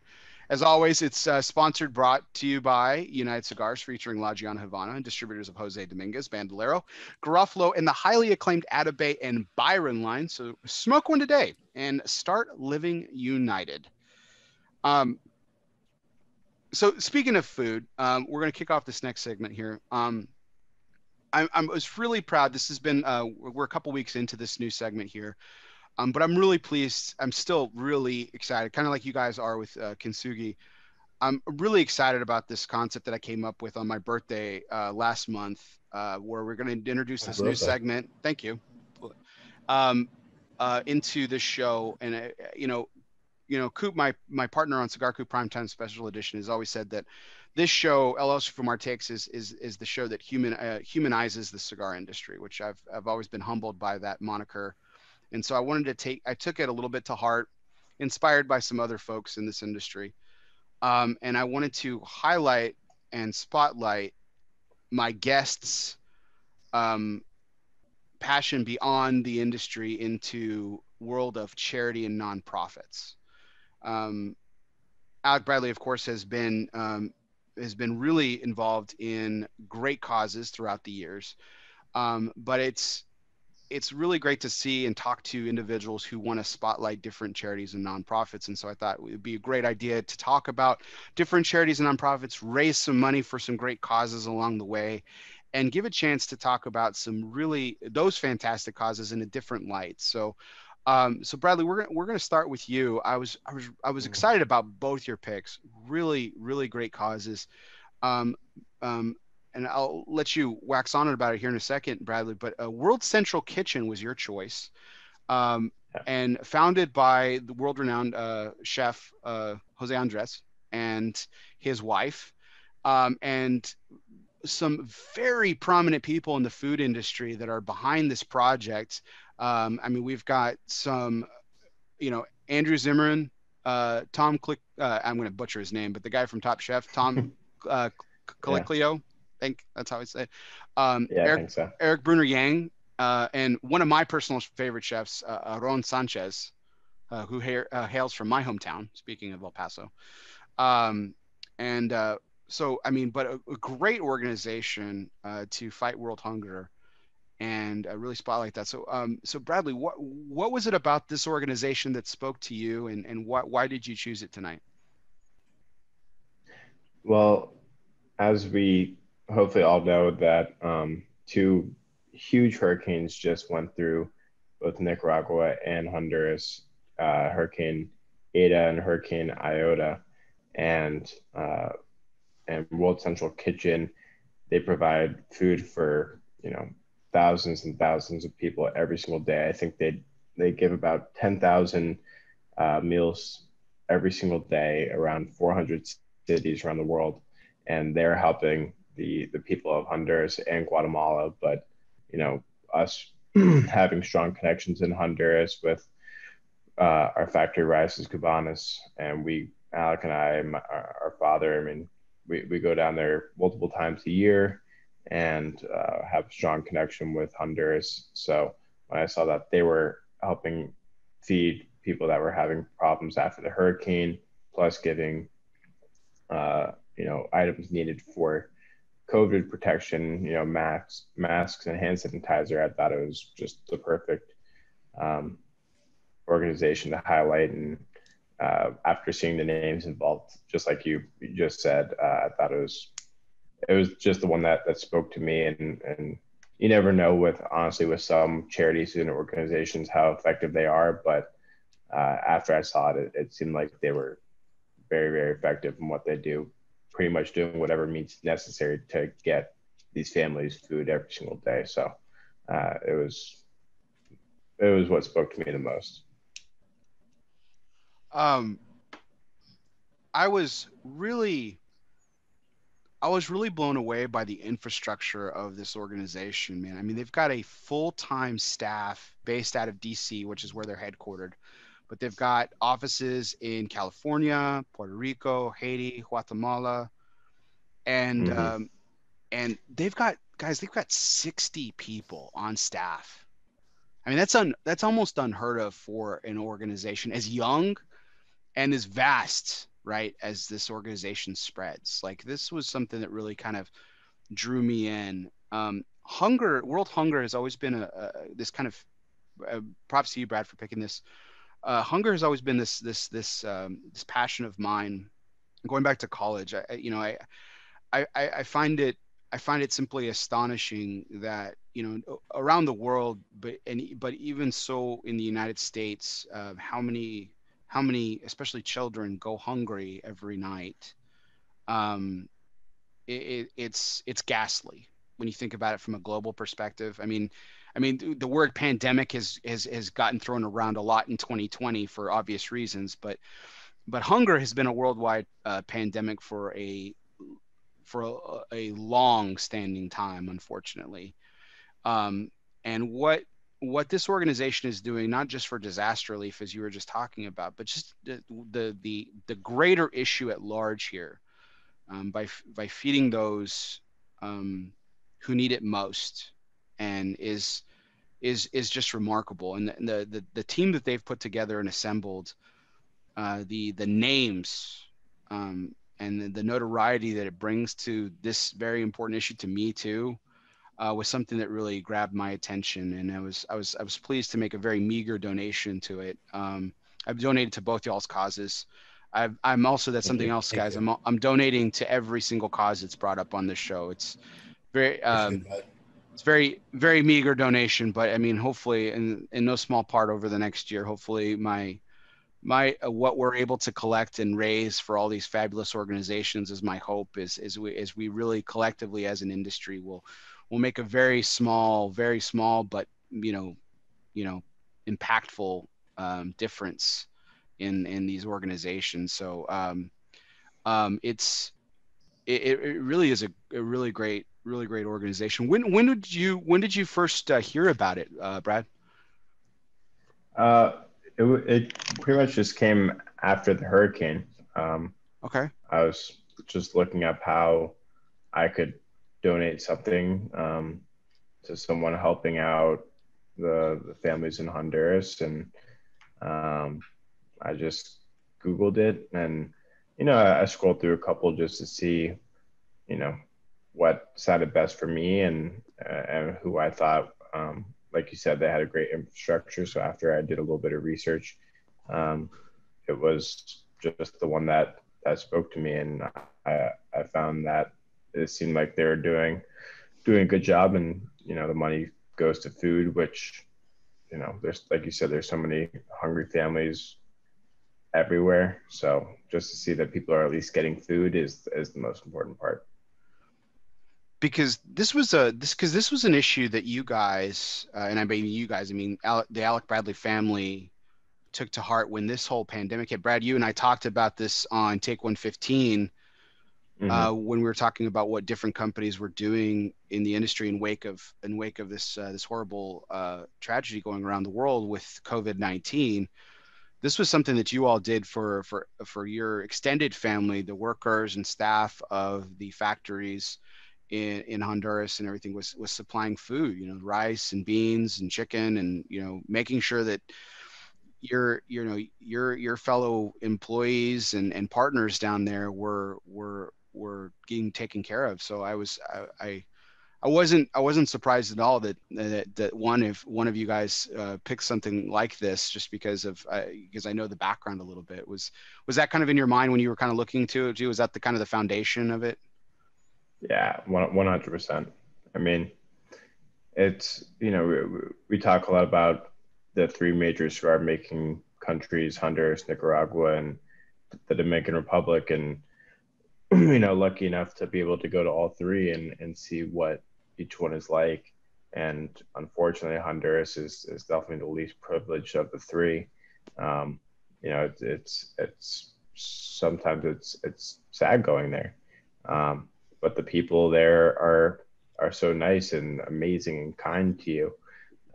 So just to see a hurricane go through there, and Alec and I are no strangers to hurricanes, and seeing what it does to a community and how horrible it could be here in Florida.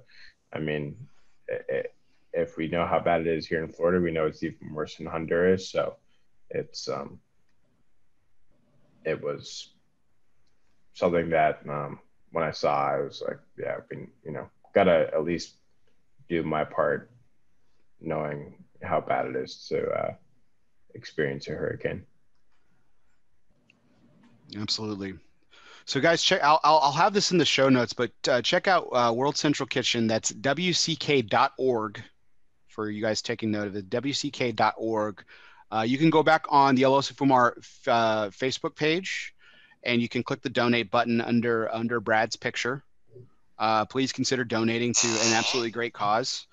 But another fantastic organization, Alec, and I love this is 2 weeks in a row now. I've had double guests, so we've had a great opportunity to showcase 2 different charities.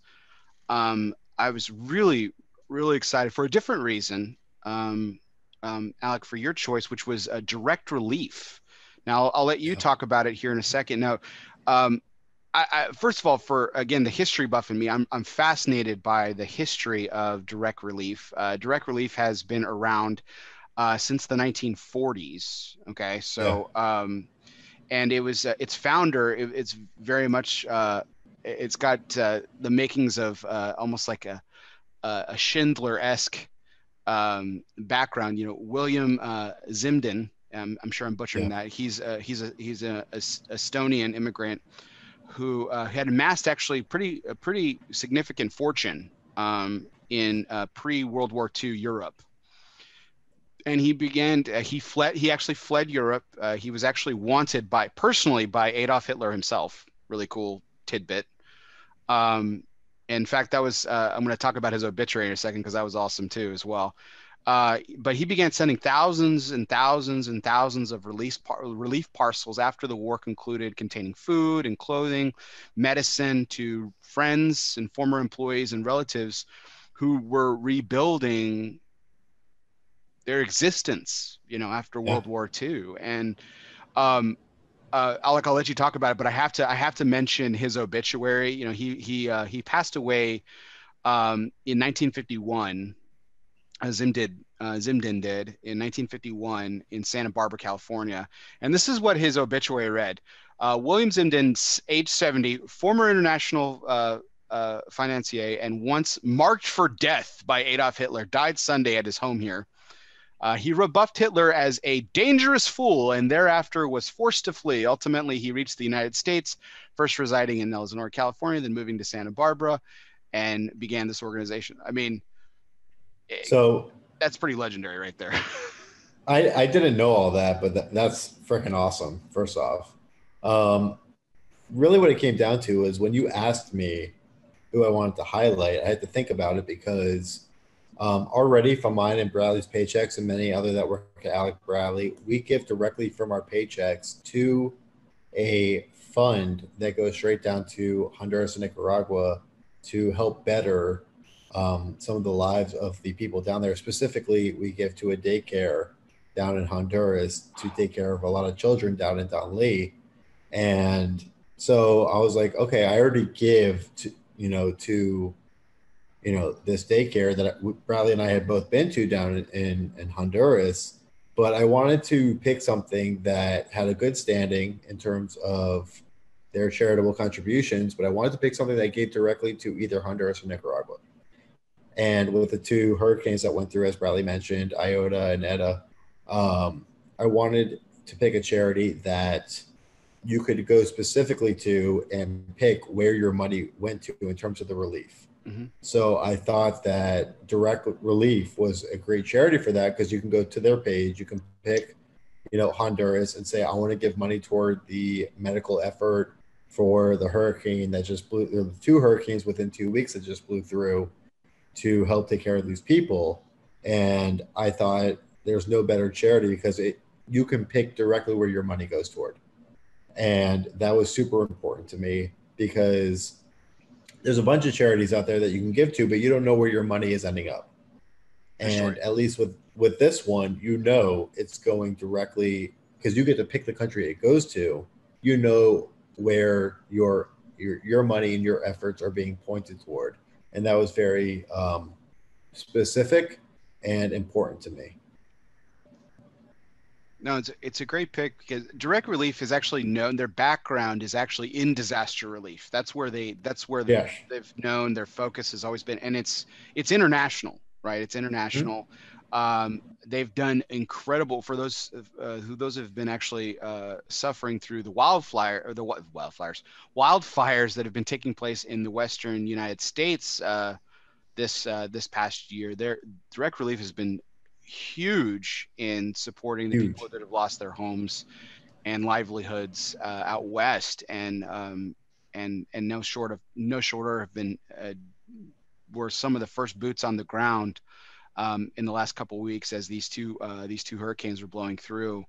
But that's their specialty, is disaster relief. They've shifted their focus. They've broken rank, if you will, in 2020, as many of us have, as we were kind of talking earlier, in different capacities. But they've shifted their focus to not only still continuing to delve resources into disaster relief, but also COVID-19 relief as well. In fact, I was reading on their website how, with the recent surge of cases that have been going on, they're reconcentrating efforts into making sure that one of the very early on issues with this pandemic was that frontline workers, your nurses and doctors and paramedics and stuff, were going through proper safety material at a record pace, and so they've kind of reconcentrated their efforts there, making sure that our frontline workers are safe and healthy, and so that they can continue their great work. And I know I'm going to be saying a lot of this over the next few months with this new segment, but I'm inspired by the choices, gentlemen, because one, Brad, that speaks to me because of what my background and how I believe about hunger, but Alec, I loved your choice as well, because it's so, it really speaks to the heart of what has been going on recently in this world, not just in 2020, but I mean, at least like the last week, and what the work that they're doing. So great choices. I think Bradley and I both had very pointed choices for a reason, but both were kind of aimed toward the same effort. 100%. Yeah. So speaking of Honduras, and side note before we get into speaking of Honduras, I just lit up my second Kintsugi of the night. I don't know if you guys have had a similar experience. Does the second one always taste better than the first one? Yeah. If you want a second one, then yeah, it always tastes better. Okay. Yeah. That's not always the case with cigars. Like there are times, like if you smoke two cigars of the same that are back to back, they don't always have that effect. This is. It's like, oh, sorry for interrupting. No, this is a clear example. It's like when you watch a movie and you miss things the first time that you pick up on the second time. That's what smoking Kintsugi is like to me. There's just certain nuances that you might not catch the first time, but once you light up your second one, that's when you're able to really pick up on them. Same with a good movie. It's kind of like when you have your first piece of caramel and then you're like, oh yeah, I just need another. Get the fuck out it's of here. Like when you have your s'mores and then you're like, I could really use some almonds in the s'mores. Oh, wow. This is you realize, gentlemen, this is going to be a running joke between the three of us for like, a decade. Ever. Yeah. Forever. I can't wait. I'm looking forward to But it. so again, great point, Alec. What I will say about this, I mean, they're identical in this sense, my experience from the first one to the second one, but you definitely notice something different with the second one. Is just how flawless and the construction is, and how effortless the draw is. Now, that's not a knock on your previous releases or anything else in the Alec Bradley portfolio, but let's take example what will be probably my third cigar here in a moment, which is the Gatekeeper. and this is all science, right? The gatekeeper is a slower smoking cigar because of the material it makes up. Most notably the wrapper. Obviously, it's a slower burning cigar. It doesn't have that quote unquote effortless pull to it.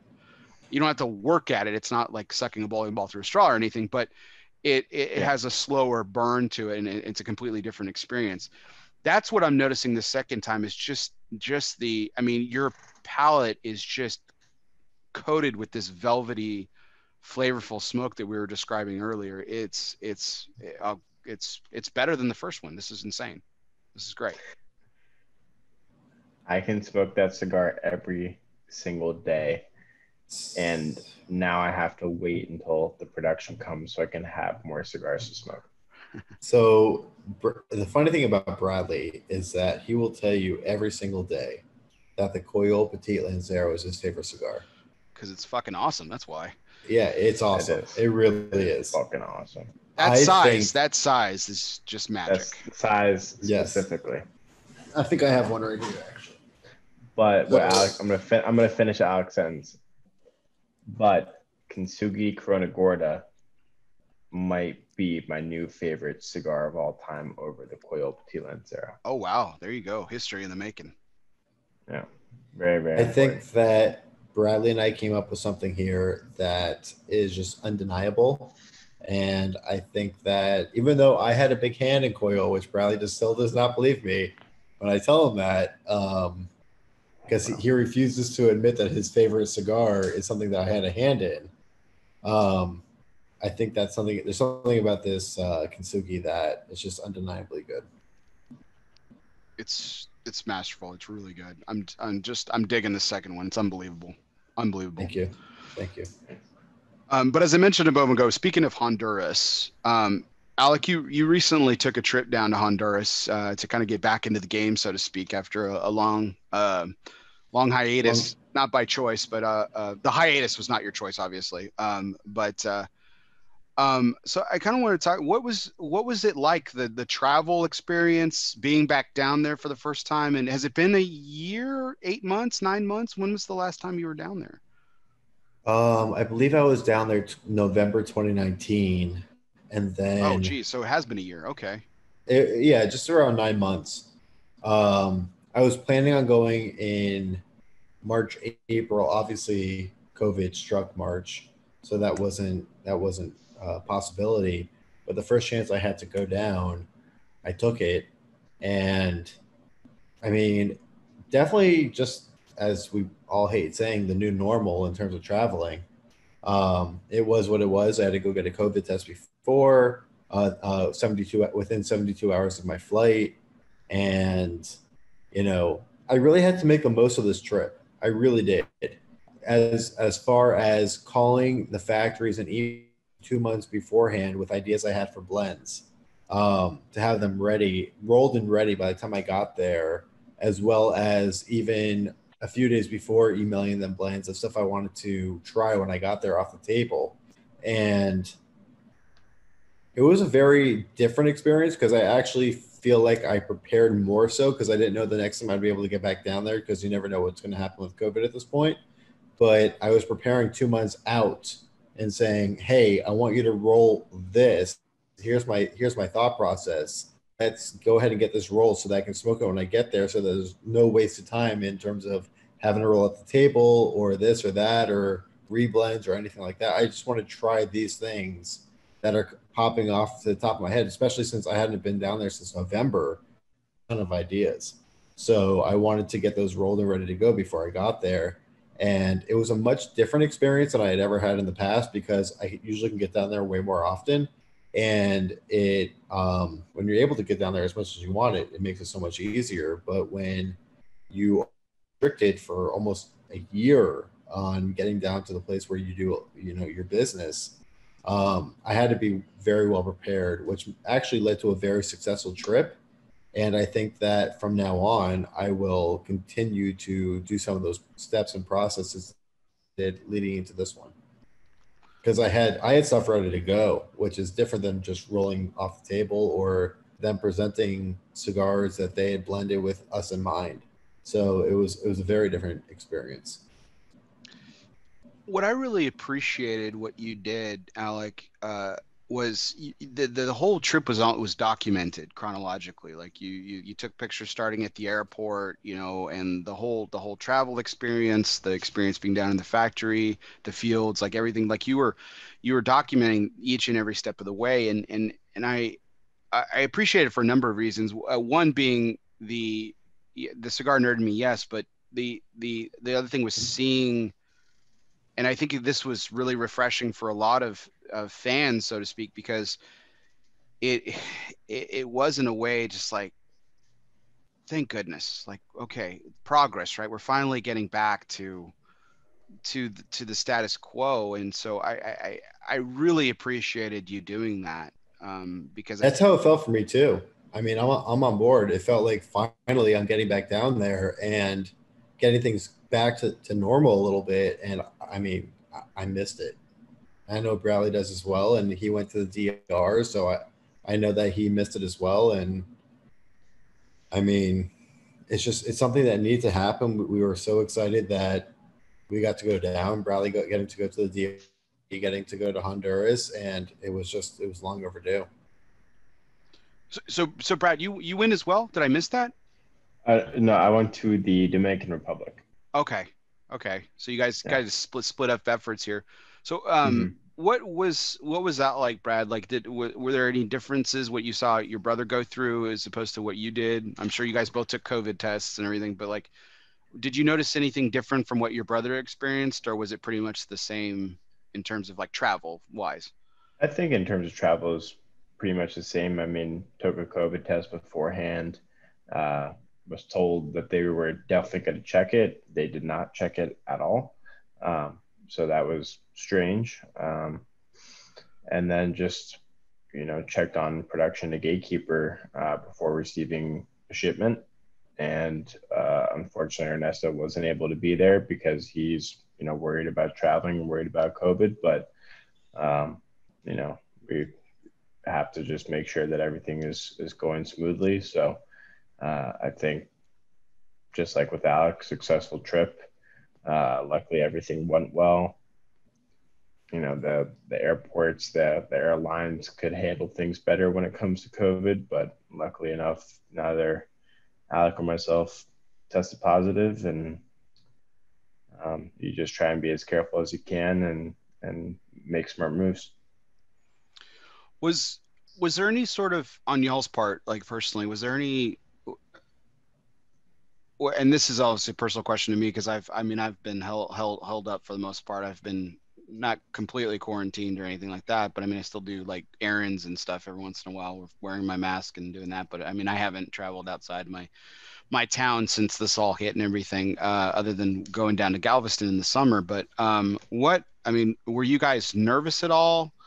Was this a difficult decision to go? I mean, I know you guys like quote unquote had to go, but how did you each feel about that specifically? Uh, I personally was nervous. We still don't know so much at this point as to how easily it spread and how detrimental it could be to our health or giving it to someone else and someone else's health. So yeah, I was nervous, but um, you know we we have a lot invested in what we're doing. So um, it wasn't an easy decision, but just to go down there and make sure that our next production was coming in smoothly was worth it. But after I came back, I quarantined, I took my test. Don't want to put anyone in the office in danger, and don't want to put any of their families in danger. So you just got to take the necessary precautions to make sure that everyone around you can be safe. Alec, what about Yeah. you? For me, I was more excited than nervous. I think I hopped on one of the first four flights down to Honduras once they opened up travel again down there. And um, I was more just chomping at the bit, ready to go because there was work that had to be done. I missed being down there. I mean, when I'm down there. That's where I get to show my creative aspect in terms of, working on my palette and working with my palette. So it was a big break for me, going from November to, I don't even remember when I went at this point. What was it, October maybe? Mm-hmm. Maybe earlier than that. I'm terrible. Late September, early October, if I recall correctly. Late September. It was like with one of the first. It was like within the first 4 weeks that they opened up travel. So I got my COVID test. I planned the trip and I got down there. And they take COVID way more seriously down there than they do in the States. So I felt very safe being down there. I got to get my work done that I needed to get done. I had a lot of projects pending that got to kind of come to fruition on that trip. And it was an exciting time for me because it kind of showed a little bit of a light to the end of the tunnel in terms of this whole COVID thing, that I was able to get down there, able to do what I love to do, what I needed to do. And it was a great trip for me. And I can't wait to get back down there. I'm hoping to get back down there the next couple of weeks. Was it kind of relieving as you guys got back, got your tests, popped negative? Like, was it like a really huge weight had been lifted off your shoulders? Absolutely. Yeah. So since we're all in the office, even though we're social distancing, we're all taking multiple COVID tests. I mean, pretty much every week and a half, just to make sure that everyone's good. But I wasn't allowed back into the office until I had taken another test. And so I planned it before I left to have my COVID test as soon as I got back. Took my COVID test, had the results within an hour, and was good to go. So it was kind of relieving from the moment of taking my first one before I left to taking my second one from the time I got back, that I got to go and do all this great stuff that I've been missing and wanting to do, and still being, okay at that point. Are both factories back to full capacity, 3/4 capacity? Like, what is it? What does it look like at both the respective places? So every factory is doing it a little bit differently. Some are working 6 days a week, 12-hour shifts. Some are working 6 days a week with 2 shifts or 3 shifts. Every factory is kind of doing it their own way, whether it be in Honduras or Nicaragua or Dominican Republic. Everyone's doing it like in their own way that meets their country's guidelines. But like in Honduras at Races Cubanas, I saw, they were working 6 days a week, 12-hour shifts to make sure that the products were being made, because with shutting down with COVID down there, there was a lot of product that needed to be made, not just with the Races Cubanas, but with, Tobacco de Oriente and a bunch of other factories, which is, that's Plasencia. There's a bunch of factories down there that need to be making product, especially with COVID. People are smoking a lot more cigars. So the fact that people were at the capacity they were at, even though they couldn't have as many people in the factory at the time, it was definitely good to see. That's great. Brett, what was the Dominican like in that regard? Did you know, were they up to full capacity or? No, they were. I don't know. It wasn't based on the percentage, but it's based on the size of the factory and then how many people can operate in that amount of space. So I think they were operating between 20 and 25 pair, where I think they usually operate around 40-ish, give or take. So about 50%. It was about 50%, but I know it's not just work at 50%. It just depends on the amount of space given at the factory. Are they like, I've seen photos. I know that a lot of them are wearing masks. I mean, are they separated by like plexiglass? I've seen that too. Mm-hmm. Yeah, plexiglass at every station, and then everyone is again further separated out. So yes, that at least at Ernesto's factory, they've done a great job at trying to keep everyone as separated as possible and distance as possible. Yeah, in Honduras, there wasn't plexiglass at the time, but it was on order. So it was just every other seat was empty. But now I know they have plexiglass in place. And I don't know if it's still every other seat, but they were more than 6 feet apart. Everyone was being super careful. They're getting, they're taking their temperature on the way in, on the way out, and hand sanitizer everywhere. That's great. That's great. Yeah. So shifting back to the front here of the cigar industry, guys, with a lot of recent stuff has come down with obviously with COVID, but also with the FDA as well. Great recent decision being handed down by Judge Menta, who basically gave the cigar industry a great victory by, it didn't go away by any stretch, but even the FDA admitting that they don't have the time nor the resources. I love that. I love saying that every week. They don't have the resources to be able to regulate the premium cigar industry the way that they had mandated, something that I've been screaming from the mountaintops from the beginning, because they don't understand how our industry works at all.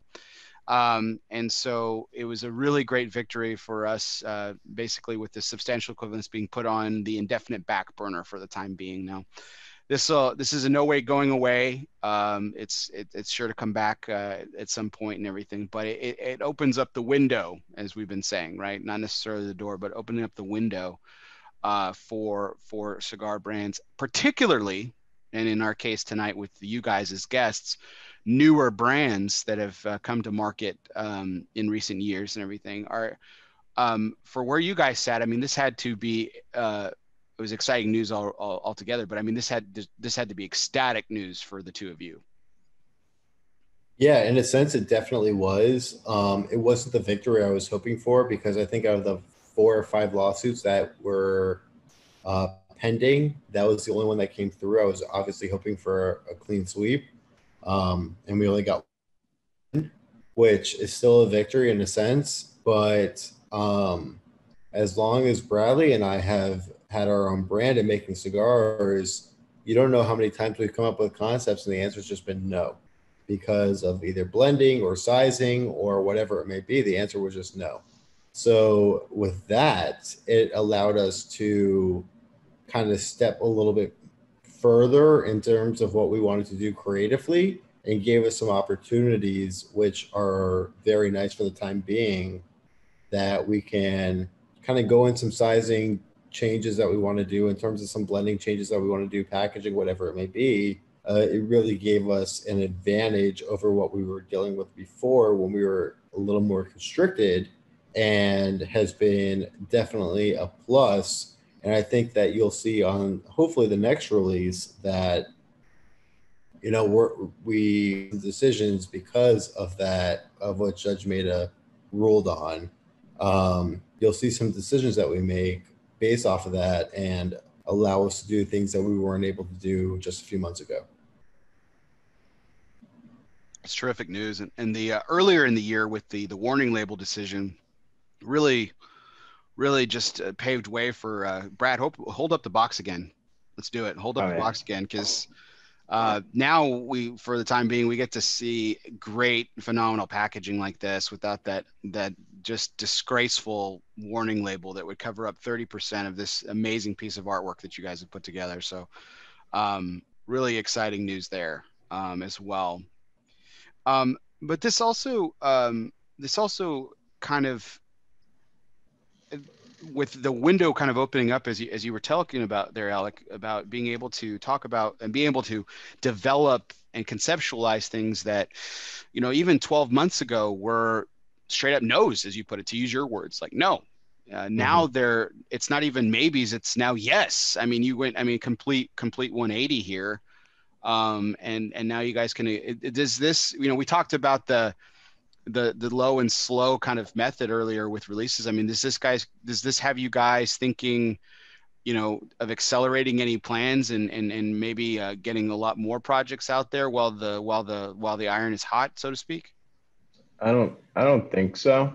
I mean, Alec, I'm sure probably thinks the other way around, but we always operated, what was best for us based on, we have the backing of Alec Bradley and the grandfather blends that our father and our vice president Ralph have for a long time. So that's when Alec was saying, these are all the no's. We always operated on what was safe. So now we have this open opportunity, which is great. But we still need to make the best decision as what's best for us and how we can deliver the best product.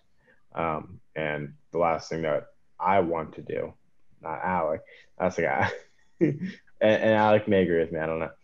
Last thing I want to do is rush anything. You know, I want to make sure that each project that we put out has the loving care and attention that we've put into, you know, the previous one. So there's until at least myself, I figure out a better way to make myself more efficient and do a better job at what I'm doing, and putting out, you know, great packaging in a faster amount of time. I don't want to rush anything that isn't ready. Alec? Yeah. So, okay, great. Thank you. Yeah. No, I'm not agreeing with you. Not at all. There were projects that I wanted to put out 2 or 3 years ago that we just couldn't do because of FDA reasons, on sizing, on blends, whatever it may have been. And now that we have that open opportunity, I want to kind of go back with Bradley on some ideas that I had. I'm putting out some different projects that are now possible because of that, right? So let's say on one project, we were only able to put out a Lonsdale because of FDA, and now we could put out a Lancero if we wanted to. There's certain things I want to kind of double back to in terms of concepts and ideas that we had that maybe we can come out with now, because now that opportunity is open, we're able to do it. But I still agree with Bradley. Like, I don't want to rush anything. It's just now that we have the open opportunity to do how we want to do it, there's certain ideas, maybe some limited edition ideas, packaging ideas that we weren't able to do in the past that now are wide open. So now they're open for discussion, where before I had the idea or Bradley had the idea and we went to the person that was in charge of all this within the company, and the answer was just no.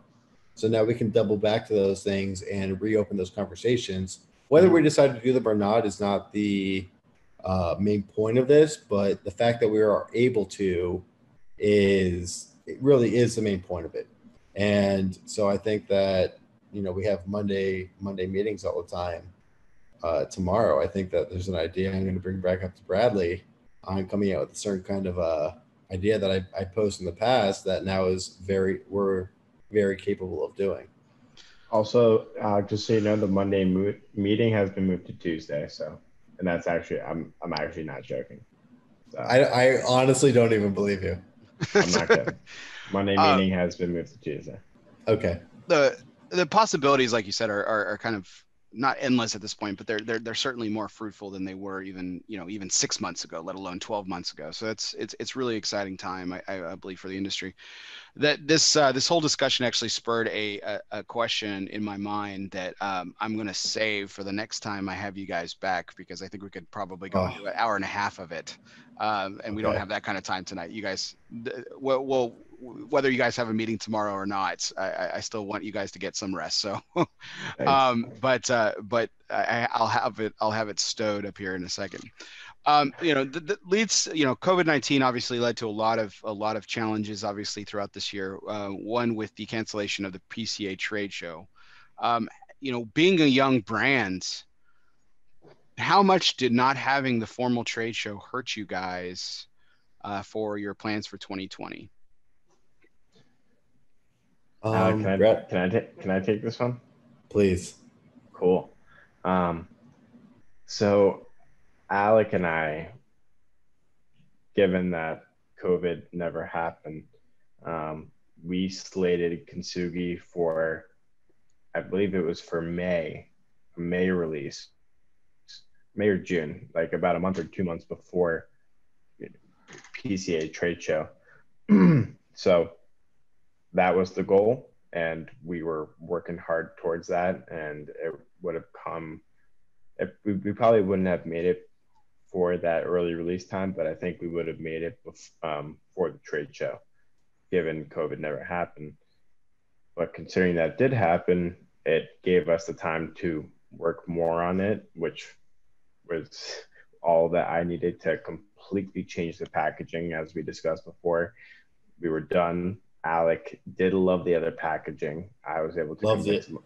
I did convince him that we needed to do something different, and I'm extremely happy with what happened. But um, you know, it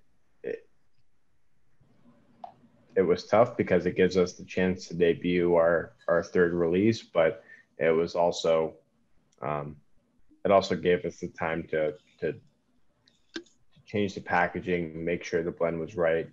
Alec knocked the blend out of the park, and Thank you.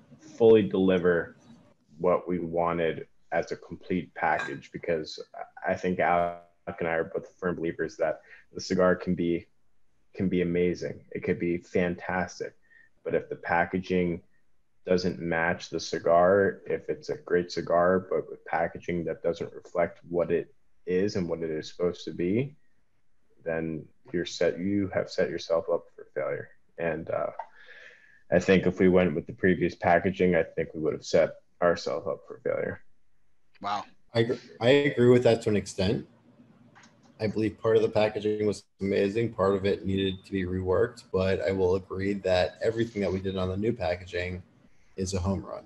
So as much as I may have liked the old packaging, I think that this blows it out of the water in every sense of the word. Nice. So with the cancellation of PCA trade show and its basically inevitable continuation, we're hoping that PCA 2021 occurs in the normal time in July, like it has every year up until 2020, because 2020, fuck 2020, because nothing's happened in 2020. But we're assuming for the time being that PCA trade show will happen as planned, which you guys will of course be there.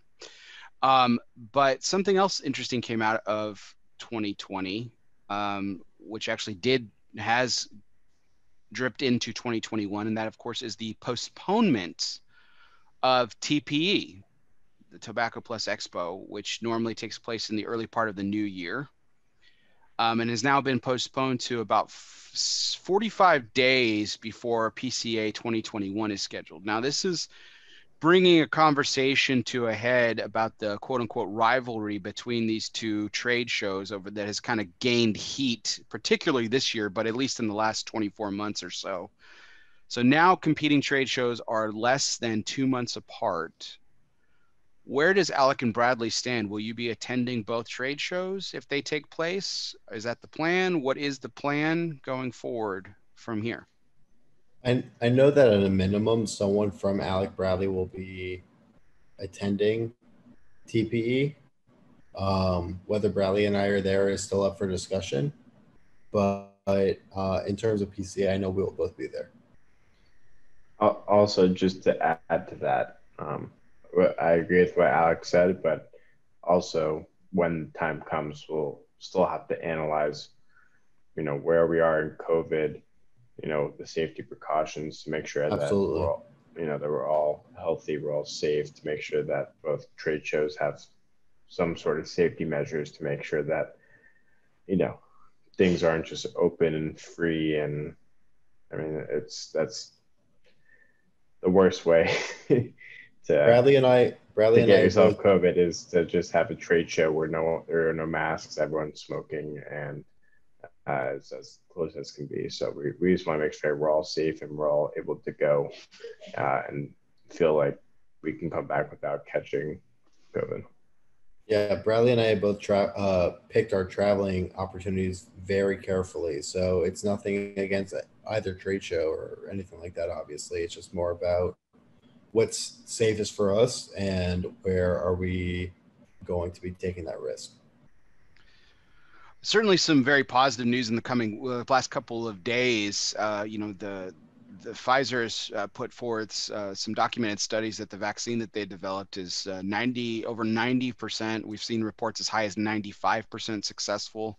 So this is very positive news from a global perspective, not just for us having a trade show next summer, but it's something that we're all of us are obviously paying close attention to. So it'll be we've all got fingers crossed, all praying, all hoping, everything, man, that this will all be a nightmare that is soon past, and we can get back to business as usual. And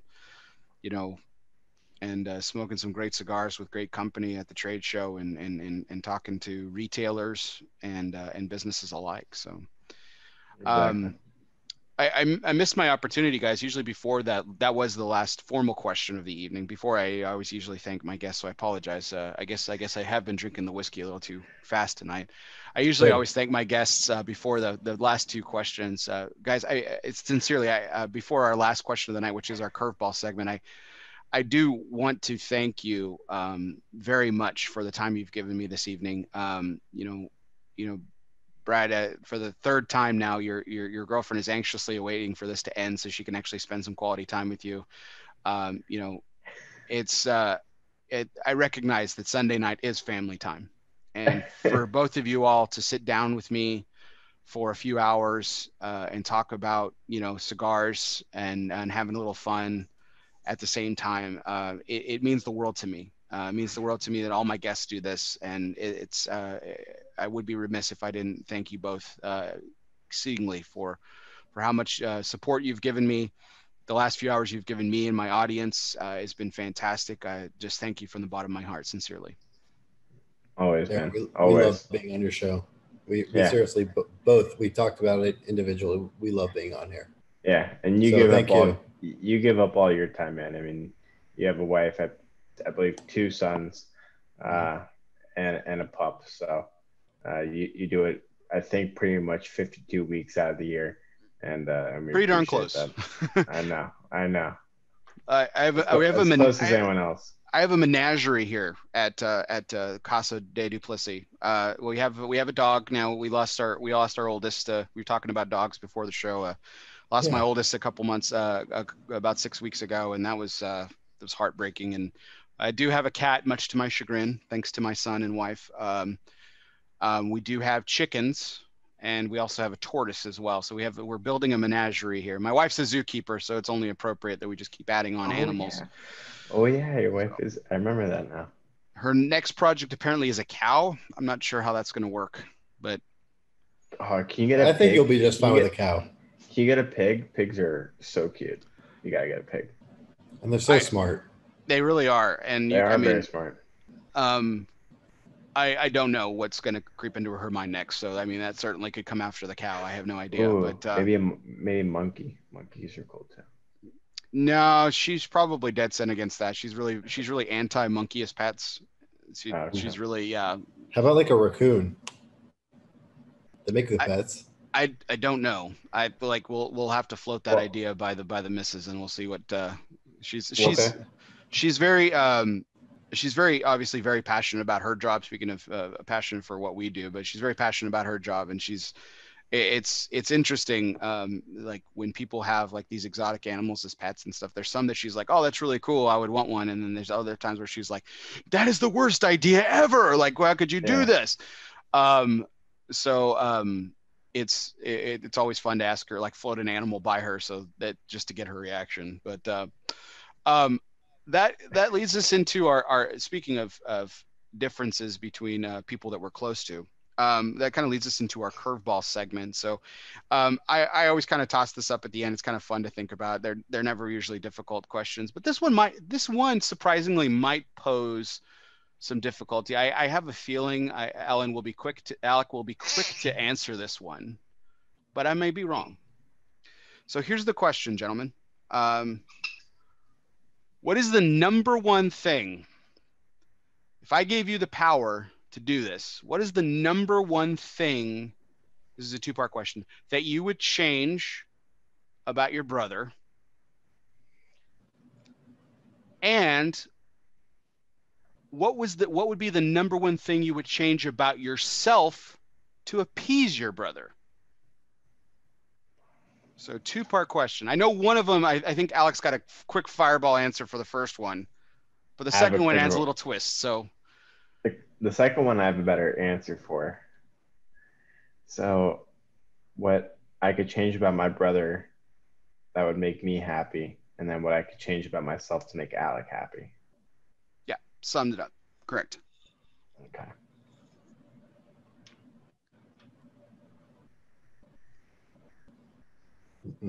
I'm ready to go.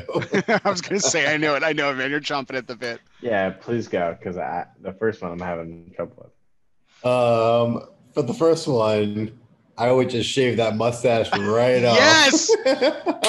off. Bring the beard back, baby. Bring it back. Bring the beard back. I miss the beard. I miss the We've beard. had the dude, whether I actually mean it or not, it was such an easy answer that how could I stray away from it? Bring the beard back. 100%. The beard was full. It was great. You did it in honor of me, whether you know it or not. The beard was because of me. And number two is I would probably take away some of that older brother syndrome that I have, because sometimes I know I act as an older brother and we're business partners. So I wish I got to work on pulling some of that back and not act like your older brother all the time and act more like a business partner. Even though I know it's helpful for you sometimes it gets in the way. So I would definitely scale back on the older brother syndrome, because my main goal is always to take care of you. And sometimes I just have to view you as, more of just like on the same level, even though we are on the same level, and not try to be your older brother all the time. Okay. All right. Now it's my turn, right? Yes, sir. Yeah, oh shit! I should have let you answer first. There's not another brother on here. Hold on. Yes, it is your turn. Can you explain why the beard was in honor of me? So I grew a beard in college, high school, going into college, because I had Alec's old ID. I was 18. He was 21. We're 3 years apart, and Alec had a little bit of stubble. And so I just grew up my beard out so I could pass for his 21 ID. So in honor of me. Money. Not in honor of him. In honor of me. If I could change something about Alec to make myself happy, it would be if Alec cleaned up his fucking office. That's what I would change about Alec. Clean up your office. Clean up your fucking office, bro. Never. Because you're the first office when everyone walks in the door, so everyone has to see your messy office. Oh, hold on, let's unpack this for a second here. I've never been, so I haven't had the honor yet. I'm sure I will get there at some point. Alec, you have this such clean cut persona, man. Like, is that just on the outside, man? Are you just like, I'm a cluttered person too, man. I'm not trying to shame you. I'm a cluttered person. No. I live in chaos. So even if I clean my office to the T, within 3 days, that place is a disaster zone, no matter what. Do you know where everything is, though? Do you know where everything is? Everything. No. Okay. I'm the same way. No, he does not. I can Everything. empathize. Yes. No. Yes, I do. I might live in chaos, but I thrive in chaos. That's how I get through my day. It needs to be in chaos. This is my part of the answer. Okay. Okay. Sorry. Sorry, Bradley. Go ahead. You're right, Brad. Sorry. Hold on. I want to hear what you would change about yourself. That's what I really want to hear. I would change how freaking stubborn I am. Yeah, I knew that was coming. I'm a very stubborn person, especially when it comes to Alec. I often apologize to him because I know that I'm stubborn. And if I have something in my head, I'm very steadfast on it. So I need to. Hence the mustache. Yeah, I need to not give Alex such a hard time, because I always do, and I need to lighten up. That's for sure. So let's unpack that too for a second, real quick. What are we in? No, are we in? No, because you. Okay, so just like I just said a second ago, like Alec has this very clean. I would never have guessed that his office is in it. I would have expected everything to be like the way you would want it, obviously, in order. I have this vision of Alec that apparently is just completely misguided. But then, so the same with you though. Like, to me, when again to that point a second ago about like Alec being, just clean cut and very, steadfast. Like I have this picture of you as being the more carefree of the two, the one that's more likely to let loose and everything. So no, that's not true at all. No. No, I think it is to an extent, but also I would say more recently, I've become trying to get rid of my clutter, stuff where I pile stuff on top of stuff, and there's just no need for all the extra junk that like you keep just because. Well, I'm talking about the stubbornness though. Like I just never would have, I never would have pegged you for that. Like I never would have said, oh yeah, I'm sure Brad's like super stubborn. Like it just. I'm when it comes to work, I'm very, very stubborn. Interesting. Okay. Yeah. Wow. I just like I will agree with that. Yeah, Alec knows. I have an idea and I'm like, man, that's the idea. Like, why are we even talking about other ideas right now? Like, if we're talking about like Kintsugi and something else, why are we talking about something else? We could be talking about Kintsugi, and like that's clearly the obvious choice of maybe a project or a cigar that we need to go down that route. Why are we even discussing another project? The one thing I will say is this is the one for us. Bradley is more stubborn when it comes to Alec and Bradley than he is anything else. Okay. He has a mindset, he has a vision, and that's where his stubbornness comes into play. My ideas outside of Alec and Bradley is completely open to. When it comes to ideas within Alec and Bradley, he is not so open to. Got it. So correct. That's where his stubbornness comes into play, because everything that Bradley puts out under Alec and Bradley has a level of importance to Bradley that supersedes anything else. So when it comes to Alec and Bradley projects, he is extremely stubborn. If I go on a tangent on something else just related to Alec and Bradley, he's usually very open to it, very understanding in terms of what I want to do. Hence Whiskey Wednesday, stuff like that. That was my idea that came to fruition. And Bradley was very open to it, even if he doesn't necessarily agree with it. And he may not. He's very open to that stuff. But as soon as it comes to Alec and Bradley, there's a certain level of stubbornness that takes place, which I can appreciate 100%, but also frustrates the hell out of me. Fair enough. Yeah. But ultimately, at the end of the day, we're brothers. That's just part of it. Mm-hmm. Bradley is, 100% steadfast on what he's doing when it comes to Alec and Bradley, and I completely respect that and understand. And now more than ever, after the Kintsugi release, or leading into the Kintsugi release, I completely get it. It makes sense. What he wants to do for this company makes perfect sense to me, and he's proven himself within it. It's hard for me because I have some experience on him to always, just take it at face value and understand what he's trying to do, because I have more time. I've put in, a certain amount of time that he has not been in as much, but I mean, he's freaking amazing at what he does. So the more projects we do together, the more I get it, and 100% am a believer in what he's doing. Awesome. Yeah.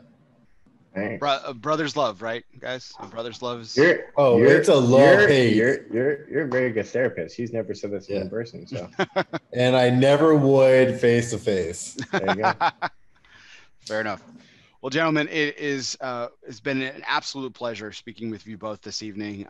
Really, really just great to dive into Kintsugi and the inner workings of Alec and Bradley, and just every facet of our conversation I've just truly enjoyed. So I really appreciate you guys sitting down with me and spending your Sunday evening, now early Monday morning, with me. Has meant the absolute world to me. I really appreciate really appreciate it. It's been fantastic. I can't wait to have you guys back. Really excited to bring my question that I had pop up into. Like I said, we'll probably take an hour and a half on it next time with something that came in. So no spoilers, a little bit of a tease there. But really, again, I can't thank you guys enough. And thank you to my audience as well for staying up into the wee hours of the night and morning, depending where you are in the world. You can always catch our broadcast every Sunday night live on Facebook, our ELOSOFUMAR Facebook page. Go ahead and give it a like, and give it a list of upcoming takes, including Alan Rubin, who will be on here in a couple of weeks. Some other great takes as well, including our 150th take coming in about a month in December with Nick Perdomo will be joining me. So really excited about that as well. You can check out all our upcoming guests on the ELOSOFUMAR page. If you're a YouTube fan, you can go to the ELOSOFUMAR YouTube page and download, subscribe, and review as well. But if you are listening to wherever you listen to podcasts later on, whether that be Apple Podcasts, Spotify, Google Play, Podbean, or iHeartRadio, or wherever you listen to podcasts, be sure you download, subscribe, and review. If you already are a subscriber, please do me a favor, unsubscribe, but please do me another favor, and don't forget to resubscribe, because that really helps my numbers so I can keep continuing getting great guests like the two gentlemen this evening. And we're looking forward to the next era of ELOSOFUMAR Takes, as the studio will now be the Alec Bradley studio. Really excited about that partnership as well. So again, thank you to all of our fans, our audience, all your likes, shares, and comments. Much obliged to you. Guys, this was our 146th take. Let's go. Thank you for having us, Bear. We love it. Absolutely. Live from the HF Barcelona studios of Euless, Texas. I'm your host, Bear Duplessis, as always. And everyone, guess what? We'll see you next time.